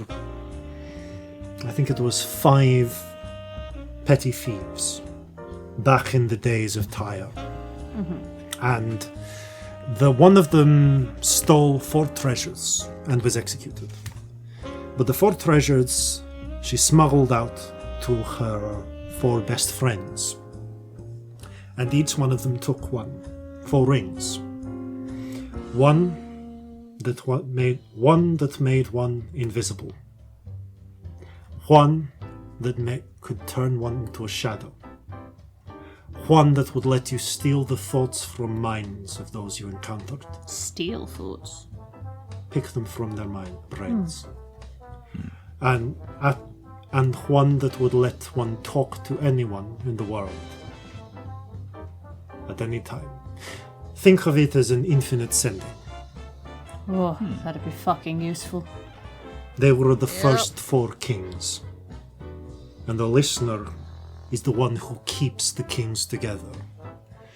They speak to each of the kings, just to the kings, and keep everything coordinated. They're not in charge, but they're the thread that binds us together. Us, I hope. Well, yeah, the ability to be able to communicate instantly and unlimitedly over any distance, that you could do That is in amazing. moments So what would take good. other people days. Indeed. Now you see why the kings have the reach they do. Oh, yes, it makes a lot of Yeah. sense suddenly. I had wondered it would be a lot of sendings. Well, They're not cheap if you can't do them. And if you That's- can do them, you can't do them that much. that is why I think the surrender of what I will give up for this is worth it. Oh, if you're a king, it's worth it. Having met a few of them, it really, really would be. Now, do you have any more questions about the situation from now, or shall I send you over to Felipe? Yeah, I think that's the next step. I don't don't think we're talk to getting the- anywhere until we prove we're serious. Good. Shoring up our forces right now is the most urgent thing. A word of warning. Felipe is competent, but he is a mercenary and he's from North for us. They are so passionate. Hot-blooded, you know. I understand. He's You're one just of- whacking out the stereotypes, aren't you, darling? Trust me, Felipe lives up to it. The man is Just an an observation. incorrigible romantic. I like him already. Let's go and meet him. All right. She takes you out through another door, and you enter. It's just a door to a corridor which leads into what appears to be a kitchen, an extensive kitchen of a restaurant. The restaurant that backs onto it, and you can see sat in one corner. There is a figure who is just essentially chowing down on a fish sandwich. Which is Fair enough. a tall half-elf with dark tan skin and very colourful, like bright reds and blues and purples clothing with ruffles to it. And you see you see Azra gestures to him. This is... Well, he will introduce himself. Best of luck. And as she walks out, the figure polishes off the sandwich, immediately stands up, and does a flourishing bow. Felipe Diamante Rodriguez II. And in the distance, you hear someone playing a guitar go. Din, din, din, din, din, din. At which point, you also then hear a distant voice, just coming from somewhere else. Hey. Tio, why are you playing the guitar at this time? It is important to practice. You've got to do it for thousands of hours to get good. I know, but we're preparing for a gang war. It's fine. It's fine. My blunderbuss is in the guitar case. Love it. Meanwhile, however, Felipe Diamante Rodriguez II finishes his elaborate bow. I do an elaborate bow bad. I'm just going to join in. Celestia Stardust, nice to meet you. Takes your hand and, after a moment of checking with your eyes, gives a Go on, then. light kiss on the back. Such beauty. Such muscles! Such adorable horns! Thank you. Thank Such you. colourful ruffles. So many of them. I am exceptionally muscled. I'm exceptionally horned. What? Anyway. Hello. Hi. So, you are the outside specialists that Azura has said can help. I'm going to say yes. Yes. That's Excellent. right, yes. Do not come. Leads you into it's kind of a back. It's less of a back room. It's the larder. There are just ingredients hung up in places. There's racks of garlic, strings of garlic from the ceiling. There's barrels of salted fish, things like that. There's also a trap door which leads down to a lower cellar. And he looks at that and goes, "Not the time. That is where it is all meat storage down there. Good place to keep things cold. They like to keep the beef, and a lot of the fish. Always so much fish in this place. But this will do for a conversation. Now, first of all, what are your skills? Are you suited to perhaps a heist? Oh, we love a heist. Yes. Fucking love a heist. Yeah. We've got Magic. a lot of magic. I can do illusions Fellow and wizards, I see. things. Are you a wizard? Yes, indeed. No way. I am self-taught. Some might call me a hedge wizard. I spit on Hedge them. wizard. Of course. What kind of magic do you specialise in then? Do you have a specialty or just do everything? A few different things. Whatever the coin is right for. I travel from place to place doing work as it acquires me, finding ways to acquire knowledge, less from the Jovan tradition, and I've spent some time in Haldanos learning the ancient secrets of the giants. I'm very good at curses. The giants. Good to know. Ah yes, the fabled inventors of magic. And are they still out there? Oh no. Well, very few, Oh. and always hidden. But How did you learn their fabled secrets then? in places like the Tang Empire, the heirs of their ancient cities keep records of the magic that they wove. Wow. Well, everyone here is very interested in giants, so... I understand there were even giants here. It is why I came here, to see if I could learn more. I'd love to learn anything you could teach. I am still learning a lot of what was happened here with regards to the giants. I have arrived but a handful of months ago and sought employment. I am always in need of money. I kept you gainfully employed? Indeed, I enjoy the fine. I require sufficient money to pay for the finer things in life. Fine wine, fine food, pleasant company, and alimony payments. I have 3 daughters and 3 ex-wives. How many wow. wives? Let us just say that romance can be a very expensive proposition. How many wives was that? 3. 3 daughters and 3 wives. That's, yeah. But I am told That they are. sounds tiring. I am told they are wonderful girls. I have been sent pictures of them, and I send the money back for them regularly. You have not met them. Well, some of them are in 2 of them are in Haldanos. 1 is back in Feroz. How old are they? I think at this point, 3, 6, and 9. Do you know their names? Of course. But Come on, that is then. a private matter.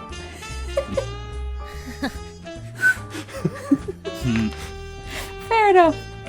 He does take out a So I'm locket. extremely nosy. I He can does never take help out myself. a locket which unfolds into 3 small cameo paintings of young girls.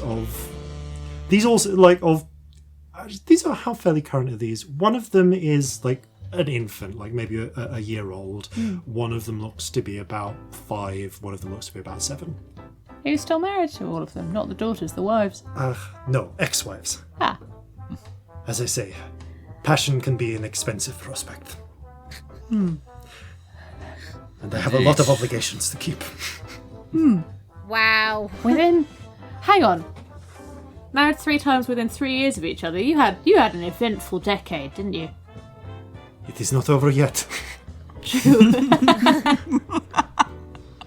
However, no judgment, just nosy. On to the matter at hand. The sound theme makes so much sense now. Yes, it does. He's perfect. What was the... let's remember. You were asking about giants. Yes. I have heard that the Panuki, the Stone Guardians, know the most. Yes. We've been told They about are that. to the south. You would need to ride across country. But they live within giant cities, as some in Haldanos do. The ruins still stand, long after the inhabitants have passed away. Still, thanks for a moment.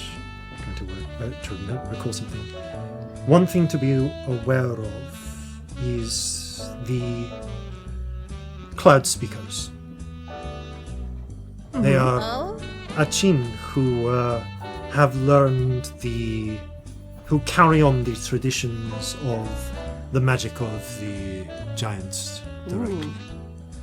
What they call the cloud heard workers. them mentioned. They have something of not the best reputation. How so? Because arcane magic, the magic we wield, is dangerous. It can be turned to uncomfortable ends. It goes for all magic. Have you met any of the dream walkers, as they call them? Those who walk within what they think of as dreams, the spirits, I understand. Yes. I am not so gifted with sight myself. No, me neither. Their magic is quite different. If you ever visit,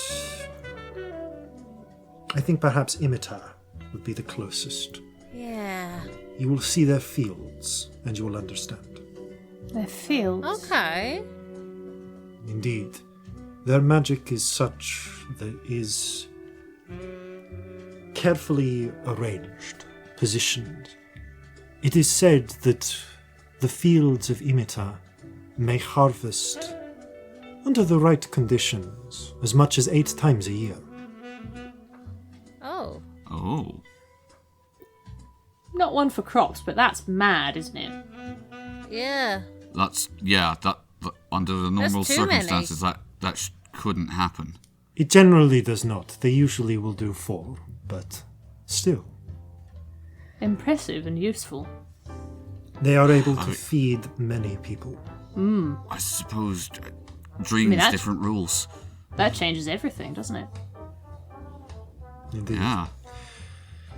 So it is that the more obviously destructive powers of the Cloud Speakers are a little bit more not as accepted, if you understand.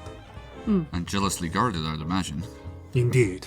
I hope to find some, learn some of their secrets. Speaking of secrets, onto the heist. I would like you to steal a box full of magical materials. What kind? Weapons. Ooh. Tools Magical that will allow weapons. us to enhance the troops at the disposal of the Deadeyes. You see, they have suffered a number of losses. Some dead, some left. Lack of belief in Azra. But with these, we can build our numbers back up again. We can strike much more effectively. They are here because they are being delivered to a company, what would this be? Gold Star. No, the 11th Regiment. Really? Oh, not Gold Star. That's It is curveball. That's a nice chain. Yeah, it really is. no, one of the Osirian regiments. Oh, is that the Marines?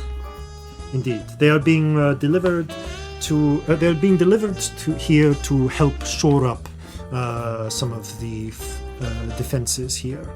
They are a little concerned, I understand, with some of the rabble-rousing that's been going on. I would like us to steal them. Do you know what kind of weapons they are? Useful to what I do. I will be able to enhance. It is less of swords and guns and more and something that I can use to enhance the troops we already have. Okay. All right. Interesting. The Would trick. Corzin know of any magical devices that do this or that are in use in armies for this purpose? You might. I would like you to roll a history check, fairly high difficulty, because this relates to a specific regiment. Okay. No, that's a 7. There are powerful magical items, certainly. More and more these days as arcade magic in the universities is advancing and the secrets of enchanting are finally being rediscovered outside of the dwarves who tend to keep it quite... as dwarven enchanting clans tend to keep those secrets to themselves. Although it is also possible that this is literally represents a commission from the enchanting clans who do work for militaries, creating physical enhancements. Or it might be things like wands. It's hard to say. All right. I had a thought, but carry on. If you have the thought, you can think the thought and you can say the thought. All right. Well, it did occur to me earlier. If there's a reasonably heavy military presence in this city, which there seems to be, it's possible that they have a couple of necromantic repeaters. Yeah. I thought you were... I can see why they brought you. Yes. The 11th Regiment... Sorry, yes, the 11th Regiment is the Reclamation Corps. Ah. Right. I have a number of Raise my bodies. father, raise my son. I told you. Etc., etc. Some less reputable magic. With the repeaters they have, we can sustain control over a group, which can then be used to fill out our ranks. And with a repeater, they can be kept under control. No wandering about, causing trouble. That can be a really big problem. Exactly. Yeah. Smart necromancers do not raise any more than they can control strictly. You were thinking of Alderai the Black tactics. Back when they would just conjure up armies and armies and let them loose on the city. That is not how modern necromancy operates. Or sometimes if you just get a really big disaster, loads of them just come back and then you have to deal with it. Yeah. Yes, And those it are a takes pain. ages to It's sort. awful. And eventually it's not even scary, it's just dull because it's just like drudge work. Yeah. You've done it so many times. It's crazy how Once you undead got rid of all the become ghouls, normal. it's just bashing, really. Yeah. You agreed. I have actually... the bodies I have stored, I actually went to some trouble to make sure they cannot come back automatically. Well done. That's comforting to know. It's a useful spell you learn in my trade. Yeah. I think I've got that I think one. you can do that one, yeah. Yeah. Well, as things are now, I could bring back a dozen at most, and they would all be directly subject to me. Get me a stock of those repeaters, and I might be able to bring back maybe as many as 60. Ooh, And that's that- a lot. Okay. They would not be the most skilled combatants, but in the kind of street fight we are talking about, numbers matter. Numbers Yeah, will subdue also- even magic with that amount. Undead is scary. Yeah. There's a whole bunch of psychological. I read this word. I can You say got it. Psychological warfare. That's there we go. it. I Yeah. did it. You got Indeed. it. That's the one. Combine that with a few well-placed illusions. some I can do curses. those. Put my hand up like I'm in class. That's. I can help you out with that. Excellent. Now for the location. It has not yet been delivered to the fort. It is still waiting aboard the ship it was transported on. Which ship is that? That is the HMS Relentless. Of course it fucking is. Of course, Why wouldn't it be? grins. You will need to get this. It is due to be transported off the Relentless in 2 days' time. But that is time. And we do not know exactly when the strike from the Five Friars will come. So better to do it before then. It may indeed be best for you to get your way onto the ship and acquire it. I leave it to you to discern what information you can about the ship itself. I know that it is sanctumed. Real pain in the arse that it's sanctumed. A ship of that size would We be, tried as a matter of scrying course. on it, so we knew that. Yeah, we know that. So we know of the Relentless. It is the command of one Commodore Blacktusk. Yeah, Commodore. Currently, Monobrow Black Tusk. I've Yeah. heard he does have a unibrow, yes. Yes. He is not. And you know, some people can pull it off and it's a great look, but it just doesn't work for him. No, looks like a massive twat, which is what he is. Ah, you have met him personally. I No, have we've not. never met him, actually. Only from a distance while he was sinking our fucking ship. Yeah. My condolences. Well, Thank you. he is currently not on the ship itself. He is somewhere on shore. That's a shame. Good to It know. is Potentially helpful. useful. That means his immediate bodyguard have gone as well and will not be on the ship. True. Oh, does he have a bit of an entourage now? Indeed, I understand he recently came into a large amount of land back home. Yeah, after Funny he that. murdered his family. There is talk of him being created a baronet. Yeah, he would be. Corzin's fist clenches. Hate him. Hate him. I hate him Just too. hate him. Arsehole. Regardless, Well, we're going to piss him off and steal his stuff. That's always fun. Always I nice. prefer to sink him, but this'll do. Later. well, do whatever you feel is necessary, but get me those repeaters. And I can conjure us an army. Right. Right. Do you happen to know where on the ship they'd be? He shakes his head. Do you know what the box... Do you know what it'd look like? Yes. Small box, I guess, but otherwise... Takes out a... he actually opens up one of the barrels and takes out a box. This box has... it has been blown open at some point. There are still soot marks on it from where it was cracked open from a controlled detonation. It has a quite distinctive marking to it, not a 5-pointed star. It is marked with what appears to be an eagle with 2 heads. Head of it, 1 eagle head and 1 snake head. And you recognize that Corzin as the standard of Thrine. Oh, okay.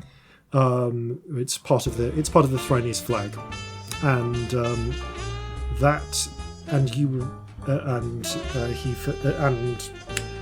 Felipe continues to comment. The mark of the College of Enchanting in Thrine. They have sort of cornered the market on the repeater design for now. Sadly, this one, when we had it smuggled out of the fort, was just being used to store some of the local commanders' keepsakes, not the repeaters I was hoping for. But it will. But this is the standard design for the boxes. They are quite distinctive. Helpful. They are also typically trapped by magic, and may also be locked. In fact, this one was very solidly stuck. We had to blow it open. And we need to not... I mean, could we leave the box there and bring you the thing? Oh yes, absolutely. It would Just require get me the dispelling repeaters. Yeah. I'm sure we can figure out something. Okay. Yeah, I'm sure we can. I'm good at blowing We're things good open. at stuff. I gotta be careful not to break the thing, though. This is true. Yeah, that went badly. Well, I leave these details to you. For my part, I must make some preparations. For one, I have some letters to write to my daughters. Now, is there anything else I can do for you? I think... Not that I can think of this moment. So No, be me it. neither. You will find me around here. I am usually working in this area. I have been accorded the space down below for, well, you understand.